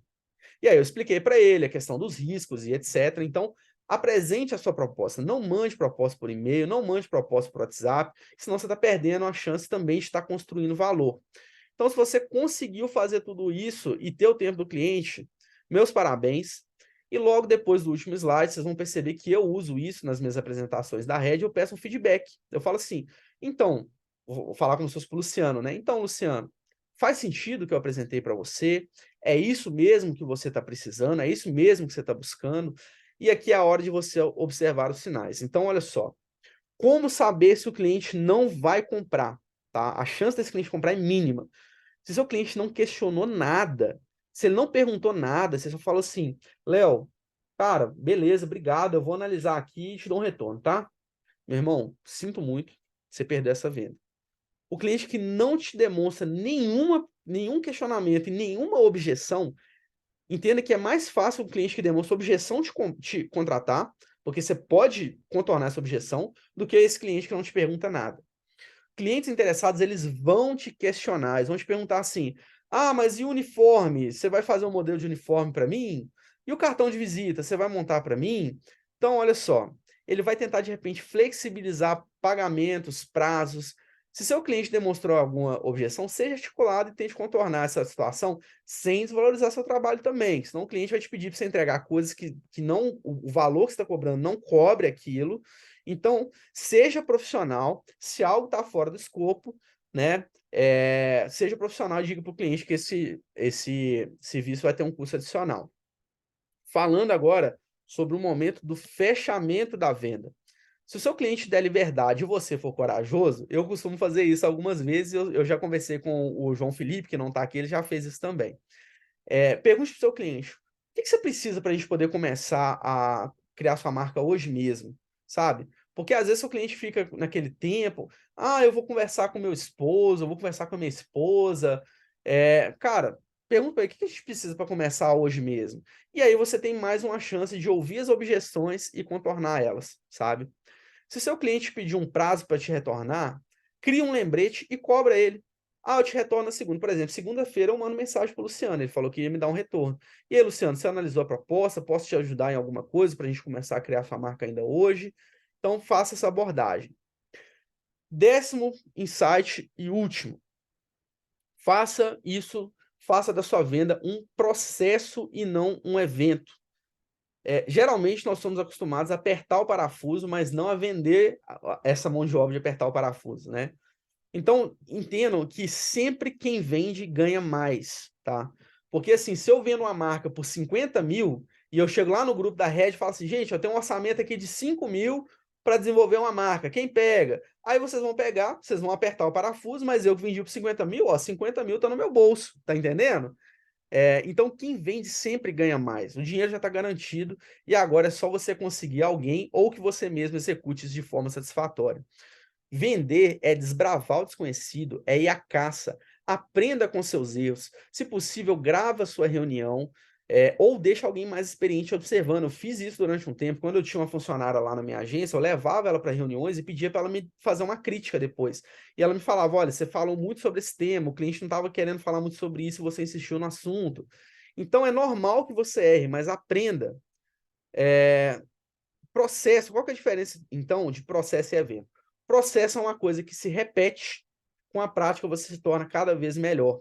Evento é uma coisa que acontece uma vez e você não sabe quando vai acontecer de novo. Então, perceber que, por exemplo, se eu pegar uma bola de basquete e tiver uma cesta e eu fizer um arremesso, o que vai determinar se eu vou acertar mais do que errar é se eu tiver um método, se eu tiver um processo, se eu tiver prática. Então, a gente precisa fazer a venda se tornar algo cada vez mais natural. Para finalizar a minha fala e para a gente poder interagir um pouco e eu aproveitar o resto de bateria que eu tenho aqui para falar com vocês, pesquisem sobre esse método Spin Selling. Tá? O Spin Selling é um método de vendas que justamente o meu sócio da Red Shield, ele falou assim, cara, como é que você vende? Que você consegue vender tantos projetos? Aí eu expliquei para ele tudo que eu faço, ele falou assim, cara, você está fazendo Spin Selling. Né? Inclusive, eu acho que você deveria pesquisar mais para você entender um pouco mais. O Spin, são essas letrinhas aqui, que significam... Ô, Matheus, cara, tamo junto, cara. Brigadão. Faz o story aí antes de você sair, velho. Dá uma moral pra nós aí. A aula vai estar gravada também, se você quiser ver o restante, beleza? Brigadão aí, cara, pela sua presença. O modo Spin Selling, o método, ele significa... essas letrinhas significam isso aqui, ó. Situação, problema, implicação e necessidade. Então, basicamente, né? Até para vocês entenderem que isso aqui eu acho que é melhor vocês pesquisarem, esses textos aqui eu copiei e colei, tá? Mas eu vou explicar para vocês mais ou menos aqui o que que é. A situação é você começar essa conversa com o seu cliente, criar uma empatia, criar uma conexão e entender tudo sobre o contexto dele, em que situação esse cliente está. Você vai fazer perguntas que levem o seu cliente a ter consciência dessa situação. É igual quando você chega no médico, o cara pergunta o que você está sentindo. Qual que é a situação? Beleza. Depois que você entender a situação, você vai definir o problema, tá? Então, à medida que o seu cliente passou a situação, você já vai conseguir entender os problemas que você enxerga e que talvez o seu cliente ainda não enxerga.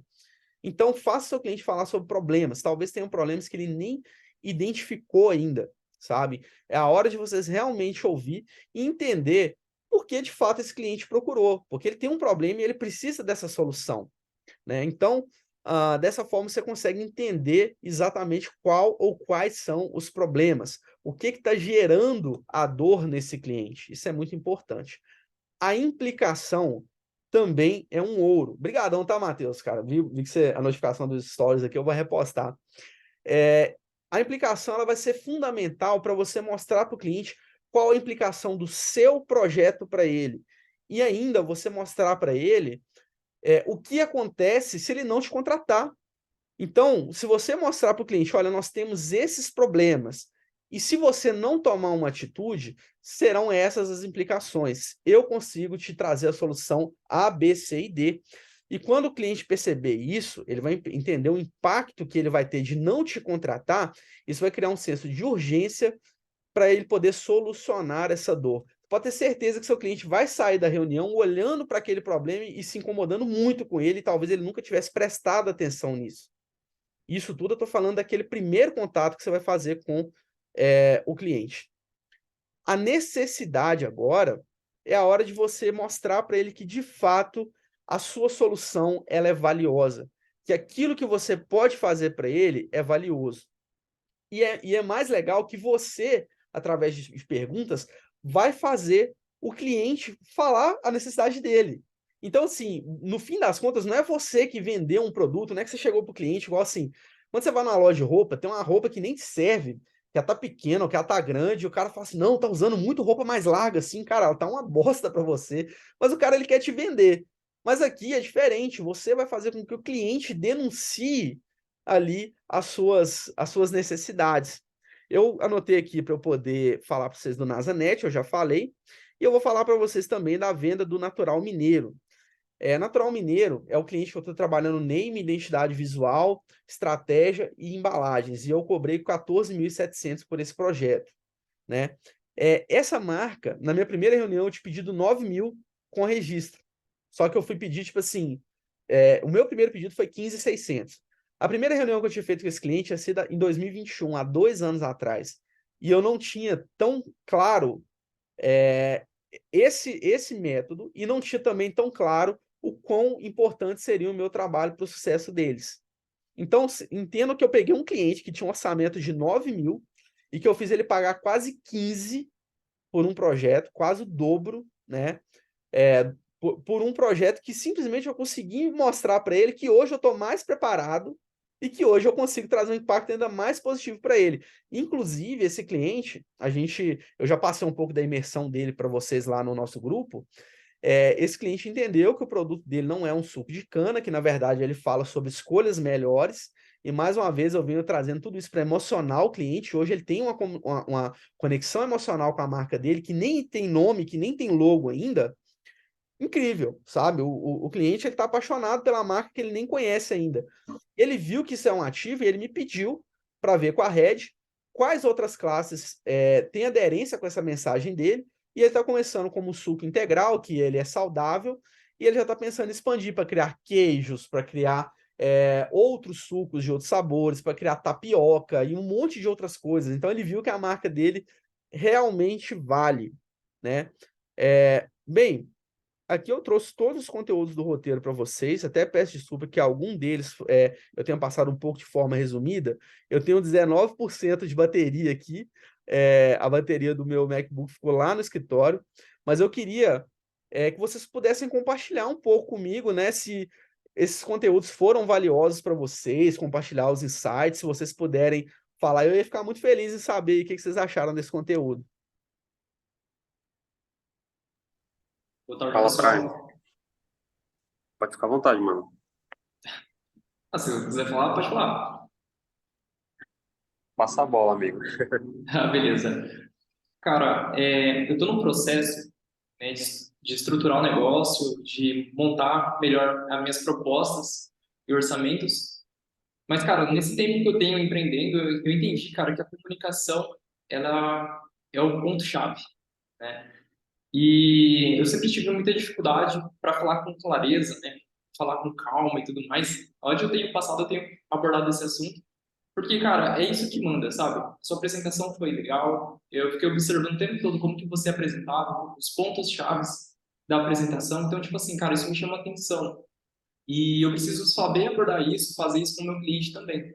Não adianta tanto eu saber fazer um bom design, né, entregar um bom serviço se eu não conseguir vender isso de uma forma eficiente. Então, cara, eu tenho trabalhado para isso e, cara, eu achei muito interessante você falar sobre isso também, sobre a comunicação, a questão da oratória, a questão de talvez procurar uma ajuda de psicologia para esse sentido. E é tudo que eu tenho buscado, cara. Se alguém tem dificuldade com isso, não tem nenhum problema, né, de a gente procurar uma ajuda profissional para evoluir, para crescer e melhorar os nossos resultados. Então, cara, muito legal por isso. Agradeço muito por você ter falado sobre isso. Pô, cara, que bom. Fico feliz de ter agregado para você. Bom, vou nem falar, né, meu Prime? Deu aula novamente. Pô, cara, obrigado. Hoje, inclusive, né? Ontem e hoje eu consegui já ter dois tipos de contato, então eu já consegui aplicar aquela nossa conversa, né, para mim, sobre o método SPIN, enfim. E é bem interessante, porque você consegue trazer a solução ali para o cliente através de uma dor que, por exemplo, eu até mandei um áudio para você, Prime, que eu citei a respeito de registro de marca. O cliente parou para me ouvir, ele estava distraído. Ele parou para me ouvir porque ele viu a necessidade. Então, assim, quando ele viu a necessidade, ele entendeu a situação opa, alguma coisa aconteceu aqui que eu vou procurar entender. E não foi só nessa parte do design, né? E mesmo que a gente saiba entregar algo de valor para ele, tem que ter algo que tenha essa parte de reputação que conta muito. Massa, Prime. Ana, você levantou a mão? Pode ficar à vontade aí. Bom, no meu último projeto que eu apresentei, sabe, tá com uns 20 dias, eu acho, mais ou menos isso. Foi o meu primeiro projeto com uma participação muito ativa do cliente, direto em todas as etapas, em todos os momentos, né?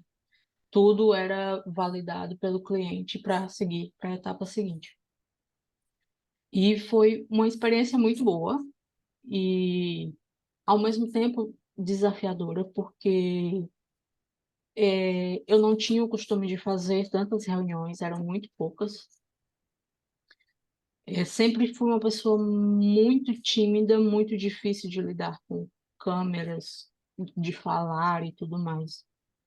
E nos últimos anos eu tenho entrado de cabeça na terapia, né? Então isso tem ajudado bastante a romper esses medos, essas barreiras, e que realmente eu concordo muito com o que você falou. Para mim, antes era um problema dizer que eu era boa naquilo que eu fazia, porque parecia que era uma soberba, algo se achar mais do que todos os outros.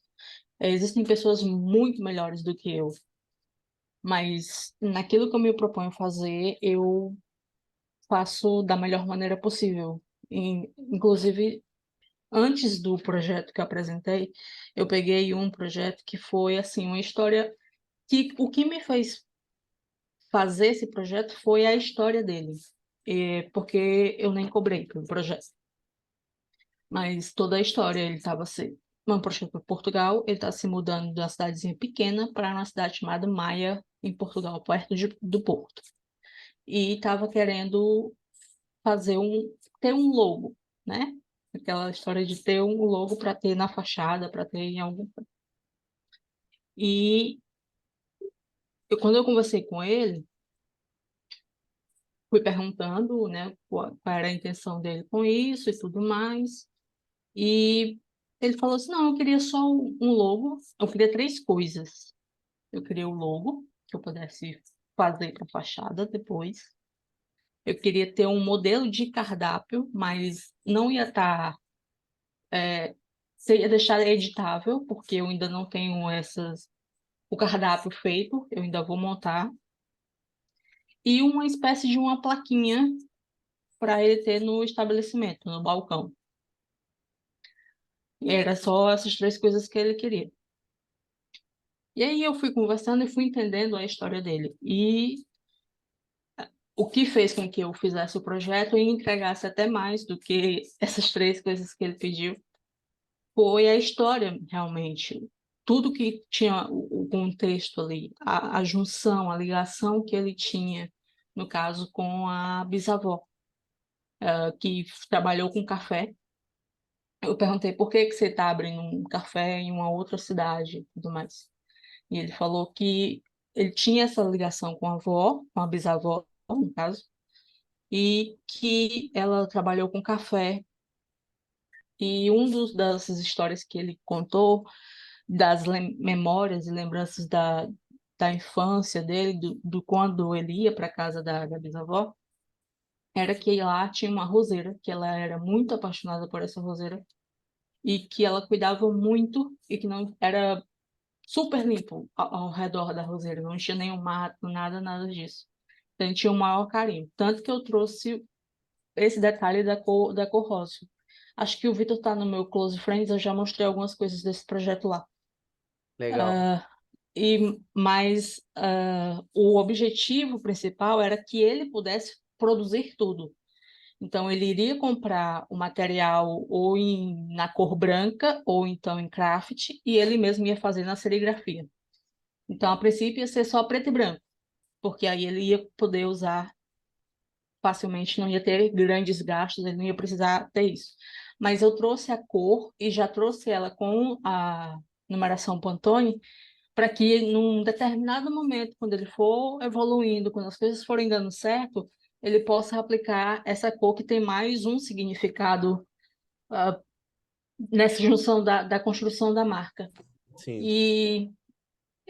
E uma coisa que ele me falou muito, assim que eu terminei de apresentar para ele, ele falou assim, eu quero fazer o meu copo rosa, eu quero esse copo com essa cor rosa que é tão marcante, que gerou toda uma conexão ali. Então, parece um processo, até falei assim, foi um projeto simples, mas ele tem muito significado e muitas coisas que me fizeram amadurecer e pensar na forma como eu lido com o cliente, porque eu ouvi muito a história, eu não estava para vender, eu estava para ouvir ele, para tentar solucionar a dor dele ali. Sim. Então, o fato de ouvir a história dele, os pontos que fez com que ele pensasse nisso, como que ele estava pensando em pôr isso em prática a curto prazo, porque ele não tinha grana para investir pesado, ele ia ter que começar ele mesmo fazendo muita coisa, e precisava ser algo que fosse aplicável, que realmente funcionasse no real, não fosse algo bonitinho, legal, assim, só por ser, mas que funcionasse. Sim. E aí eu estou fazendo agora o processo de montar uma apresentação, até falei, mais robusta, uma apresentação em que essa marca se aplica em outros pontos. E depois depois dessa apresentação, eu mandar para ele, e para ele ver que no futuro a marca dele pode chegar a esses pontos, a esses lugares que ele achou que ele não veio com essa pretensão de ser, mas que ela pode chegar muito além do que ele estava pensando. Pô, muito interessante, prima. E se a gente não se dispõe a ouvir o cliente, a gente perde muita coisa. A gente deixa, às vezes, de fazer o melhor que a gente pode, que é o que a gente gosta de fazer, que é criar, e deixa também de gerar um valor. Porque, assim, por mais que tu não tenha cobrado para esse cliente, eu já fiz. O Glauco até mandou para mim aqui no WhatsApp essa Lendário Barbearia. O Rafael, que é da minha cidade, eu acho que ele não sabe disso, não.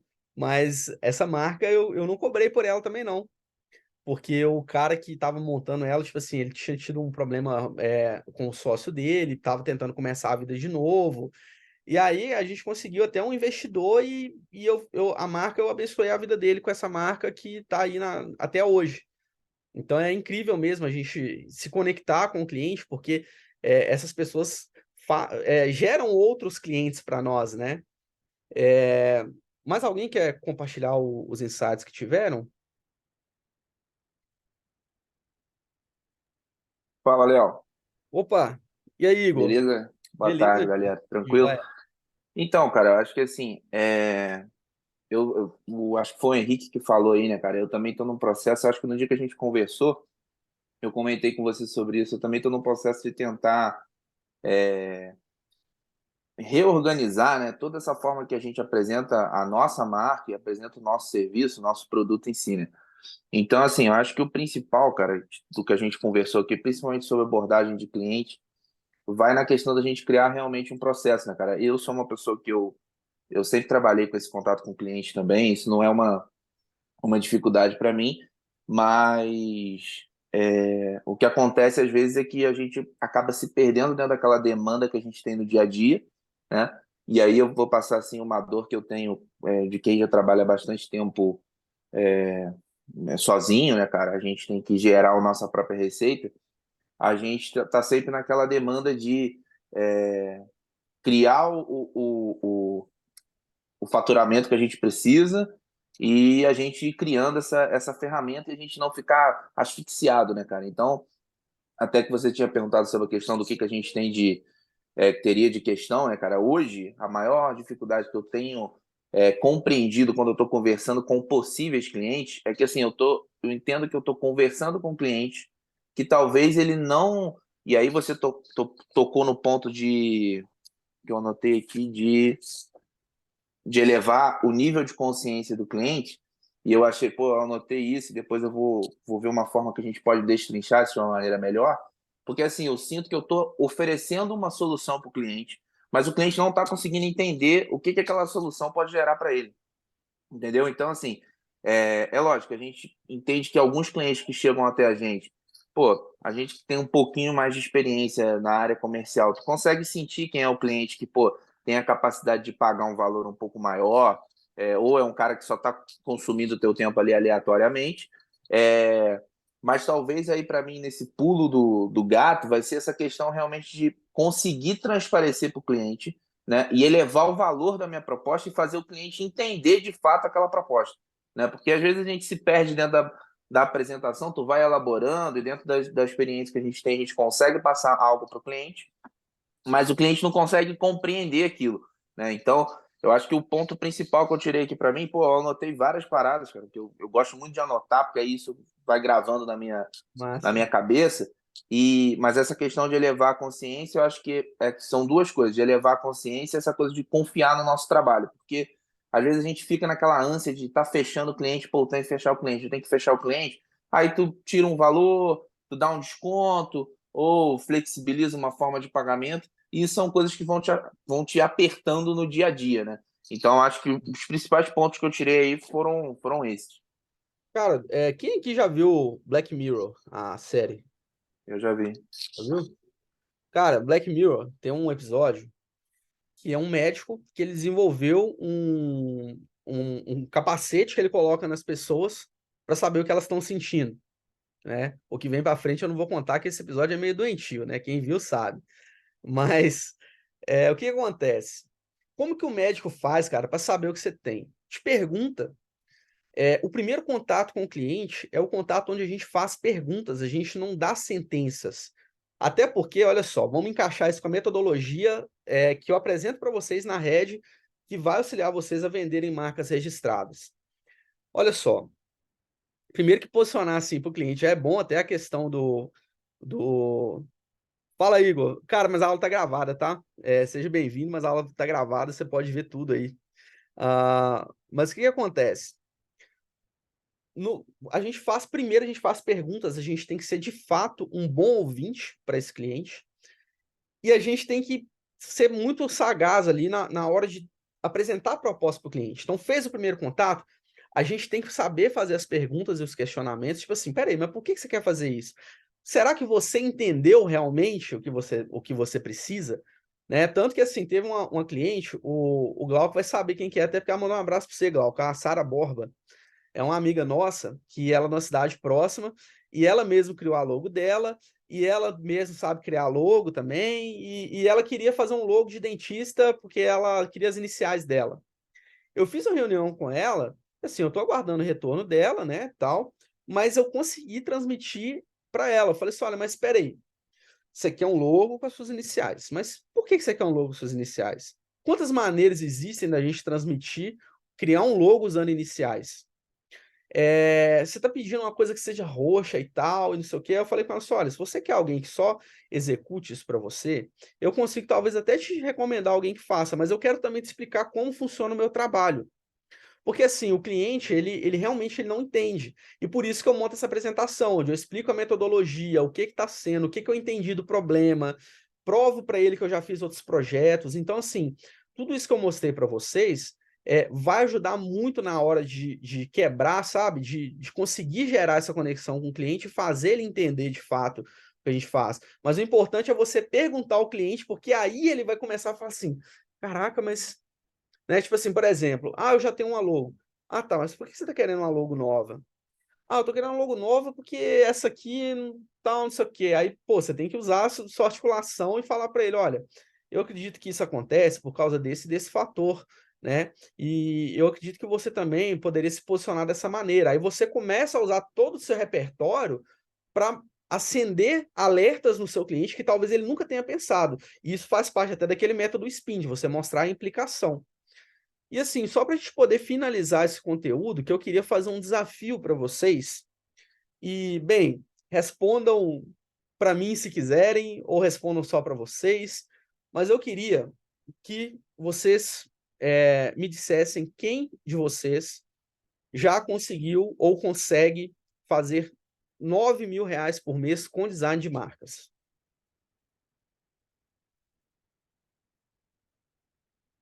Algum de vocês ou nenhum de vocês já conseguiu atingir isso, pelo menos algum mês? Massa. Olha só, o que eu quero dizer para vocês? Eu vou fazer aquela conta idiota que o pessoal fala assim, né? Você quer ter 1 milhão? É só você vender 1 milhão de produtos que custam R$1. É meio idiota isso que eu vou falar, mas assim, R$9.000 por mês correspondem a 3 marcas de R$3.000 por mês. Certo? Então agora eu vou pedir, com exceção do Glauco, que não é designer, mas se ele quiser falar isso também para interagir, mas eu quero saber de vocês assim, quem de vocês acredita que o seu trabalho vale R$3.000 ou mais? Massa. Então, primeira coisa, todos nós acreditamos e sabemos, nós temos a plena convicção de que o nosso trabalho vale R$3.000 ou mais, certo? Todos aqui são unânimes. Então, olha só, se a gente pensa em 3.000, em 9.000, a gente pode passar essa conta para 12.000, tá? Para vocês atingirem os 11.000 ali mínimos do VDP. O que vai determinar se são 2, 3 ou 4 trabalhos de 3.000, e eu estou colocando 3.000, que é um valor seguinte. Primeiro, reflitam. Os últimos 10 clientes que entraram em contato com vocês, vocês acreditam que algum desses clientes, tirando esse da Ana aqui, né? Ela falou que tem a questão da história e tal, mas os clientes que vêm normalmente, os clientes do dia a dia, vocês acreditam que algum cliente procurou vocês sem poder pagar R$3.000? Será que existe esse cliente? Sabe? Será que existe alguma pessoa que tem o desejo de empreender que não possa pagar por 3.000? Então, eu quero que vocês saiam dessa call com pleno entendimento de que todos os clientes que te procuram podem pagar R$3.000, tá bom? Todos os clientes, não vai ter ninguém que te procura. Lembrando, se vocês cobrarem muito barato, esse cliente às vezes vai ter uma percepção negativa do seu trabalho, já vai falar assim, igual, tipo assim, eu tenho uma Ferrari, não tem, tá, gente, é um exemplo, tá? Não sei nem se alguém chegaria a acreditar que eu tenho uma Ferrari, um dia eu vou ter, se Deus quiser, mas imagine que eu tenho uma Ferrari, e aí eu falo assim, minha Ferrari tá com um barulho esquisito quando eu ligo, tá com um barulho esquisito no motor. Aí eu chego pro Glauco e falo assim, ô Glauco, quanto que você cobra pra arrumar minha Ferrari? Eu falo, sabe, R$150 eu arrumo essa Ferrari. Você está assim, meu amigo, um cara que cobra R$150 sabe mexer na Ferrari? Você tá louco. Eu pago 10, 15, 30, 100 mil pro cara mexer, mas pra ele não fazer uma besteira. E é isso que a gente precisa entender. O cliente, ele pode pagar, só que tirar esse dinheiro da conta do cliente e transferir ele para a nossa, que é o grande desafio. Esse é o grande desafio que nós temos. Então, Agora que a gente tem uma consciência de como a gente pode abordar o cliente, a gente sabe que ele pode pagar, mesmo ele falando que não pode, eu desafio vocês e eu ficaria assim, eu sentiria que a minha missão da Red foi cumprida com vocês, se vocês chegassem e falassem assim, a próxima venda, o cliente que me procurou, eu consegui vender para ele por R$ 3.000. Eu já tive, para você ter ideia, nas primeiras apresentações da Red, eu já consegui ter alguns resultados assim. Então, eu desafio vocês, ao próximo cliente que procurar vocês, vocês aplicarem essa metodologia e pedirem, no mínimo, R$ 3.500 para ter uma gordurinha para o seu cliente pedir um desconto e você fechar pelo menos a 3. Vocês topam fazer esse desafio? Então, assim, além do desafio topado, eu quero que vocês, por favor, compartilhem, que eu quero saber se deu certo para vocês. E se não deu certo, eu fico à disposição para conversar com vocês e a gente tentar alinhar isso. O que é interessante? 3 projetos por mês não é muito projeto, do ponto que a gente não consegue entregar. Eu acredito que a gente consegue, humanamente falando, que a gente sabe que o André Candeloro ele faz 12, 15 projetos por mês, o cara é uma máquina, né? Mas nós, meros mortais, eu acho que todo mundo aqui consegue fazer de 3 a 5 projetos por mês.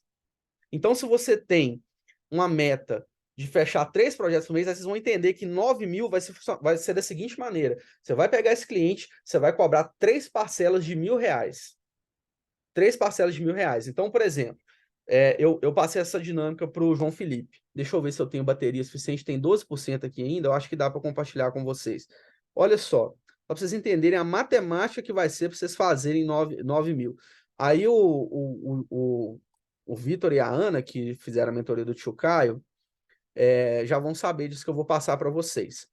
Olha só, independente, o tio Caio ele recomendou para a gente cobrar 40% mais 30% mais 30%. Independente disso, divida isso em 3 pagamentos, tá? Vocês vão entender qual que é essa matemática aqui. Mas vamos pensar que nós estamos dividindo em 3 vezes de R$ 1.000, certo? Vamos pensar o seguinte, eu não estou falando aqui de prospecção de cliente, tá? Isso aí fica a cargo de vocês, se o cliente vem por indicação, se vocês vão fazer uma landing page, se vocês vão impulsionar uma publicação.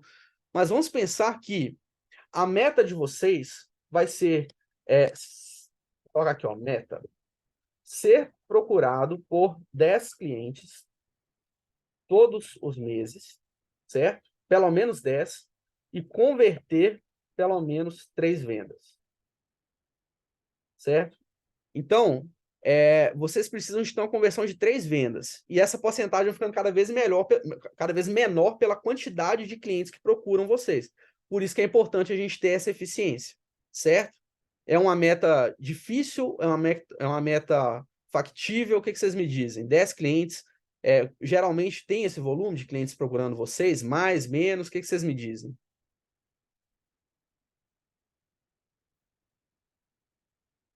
Para eu saber também se eu não estou passando uma coisa impossível, inviável, ou que está fora para vocês. É tranquilo 10 clientes procurarem? De caso 10 num único mês não aconteceu, mas assim, os últimos meses vêm sendo muito mais positivos do que o que foi o ano passado inteiro. Entendi.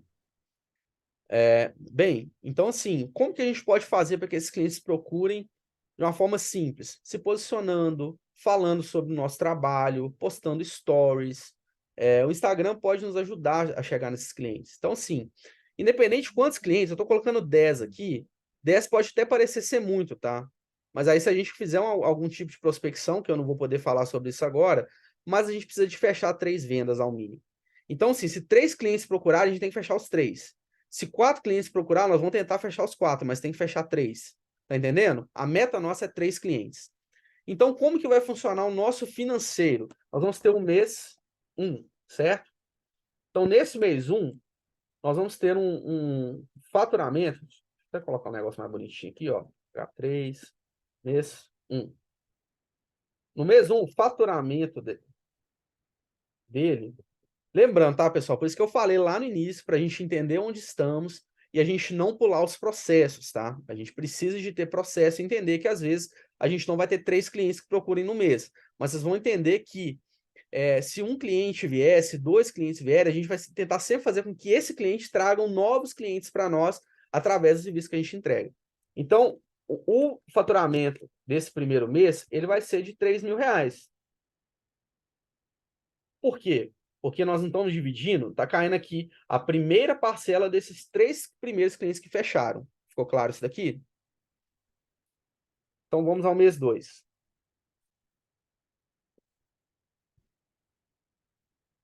Vamos pensar que a gente conseguiu fazer essa máquina de vendas funcionar, até porque o VDP é isso, e lá no VDP, meu amigo, você vai ter conteúdo, quem faz parte do VDP já tem tudo que precisa para conseguir fazer isso, tá? Então, vamos lá. O faturamento do segundo mês, ele já vai ser o dobro. Por quê? Olha só. Vai estar caindo. Então, vamos colocar aqui, ó, só para vocês entenderem o que está sendo colocado aqui, ó.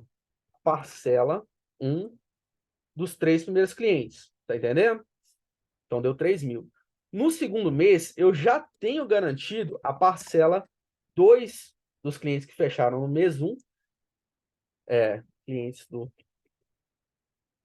mês 1. E vai estar caindo também a parcela 1 dos clientes do mês 2. Nesse caso, meu faturamento vai ser de 6.000. Tá entendendo? Tá caindo 3 parcelas de R$ 1.000 desses 3 clientes que fecharam no primeiro mês e também os R$ 3.000 do cliente do segundo mês. Então, aqui fica mais claro que, ó, H3, mês 3. Aqui fica claro que no mês 3 vai estar caindo a parcela 3 dos clientes do mês 1, vai estar caindo a parcela 2 dos clientes do mês 2 e vai estar caindo a parcela 1 dos clientes do mês 3. Nesse caso, o faturamento vai ser de R$ 9.000. Entendeu? Isso independe se vocês estão cobrando 40, 30, 30, que nesse caso seria tipo assim, 40% dos clientes mais 30 do outro, a matemática é a mesma.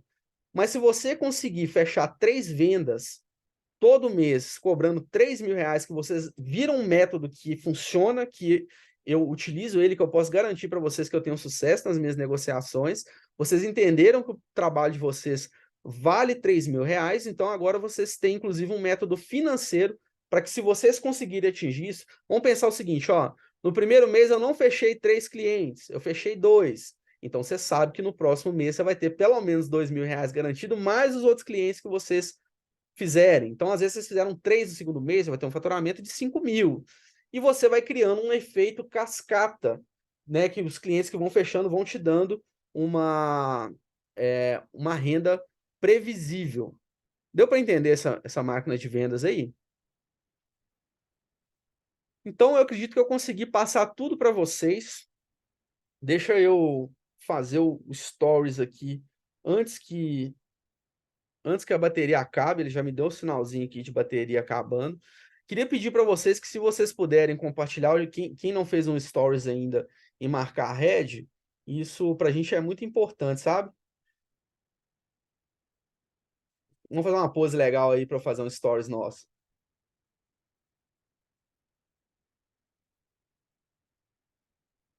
Massa! Então, vou marcar vocês aqui nos stories. Eu agradeço muito a vocês. Eu vou poder continuar interagindo com vocês no Telegram, por causa que a minha bateria está em 10%. Mas eu quero agradecer vocês. Cada encontro nosso tá parecendo que está cada vez melhor, aumentando o número de pessoas que estão participando, e eu acho que são conteúdos de valor para vocês. E assim, nós temos esse desafio e esse compromisso, né? O primeiro desafio é que vocês fechem uma venda de R$ 3.000. E o próximo desafio é que vocês consigam fazer pelo menos 3 todo mês. Ou que vocês pelo menos tenham uma taxa de conversão melhor. Porque se não tem 10 clientes que procuram vocês, mas tem 2, vocês têm a possibilidade de transformar esses clientes de nível de consciência baixo em clientes de nível de consciência alto, através do método que eu passei para vocês. A aula vai estar gravada. Na segunda-feira eu vou subir ela e vou deixar o link para vocês lá no grupo. E agradecer muito a vocês mais uma vez pela presença. Fechou? Então, gente, muito obrigado. Eu vou nessa E é isso aí, tamo junto. Valeu.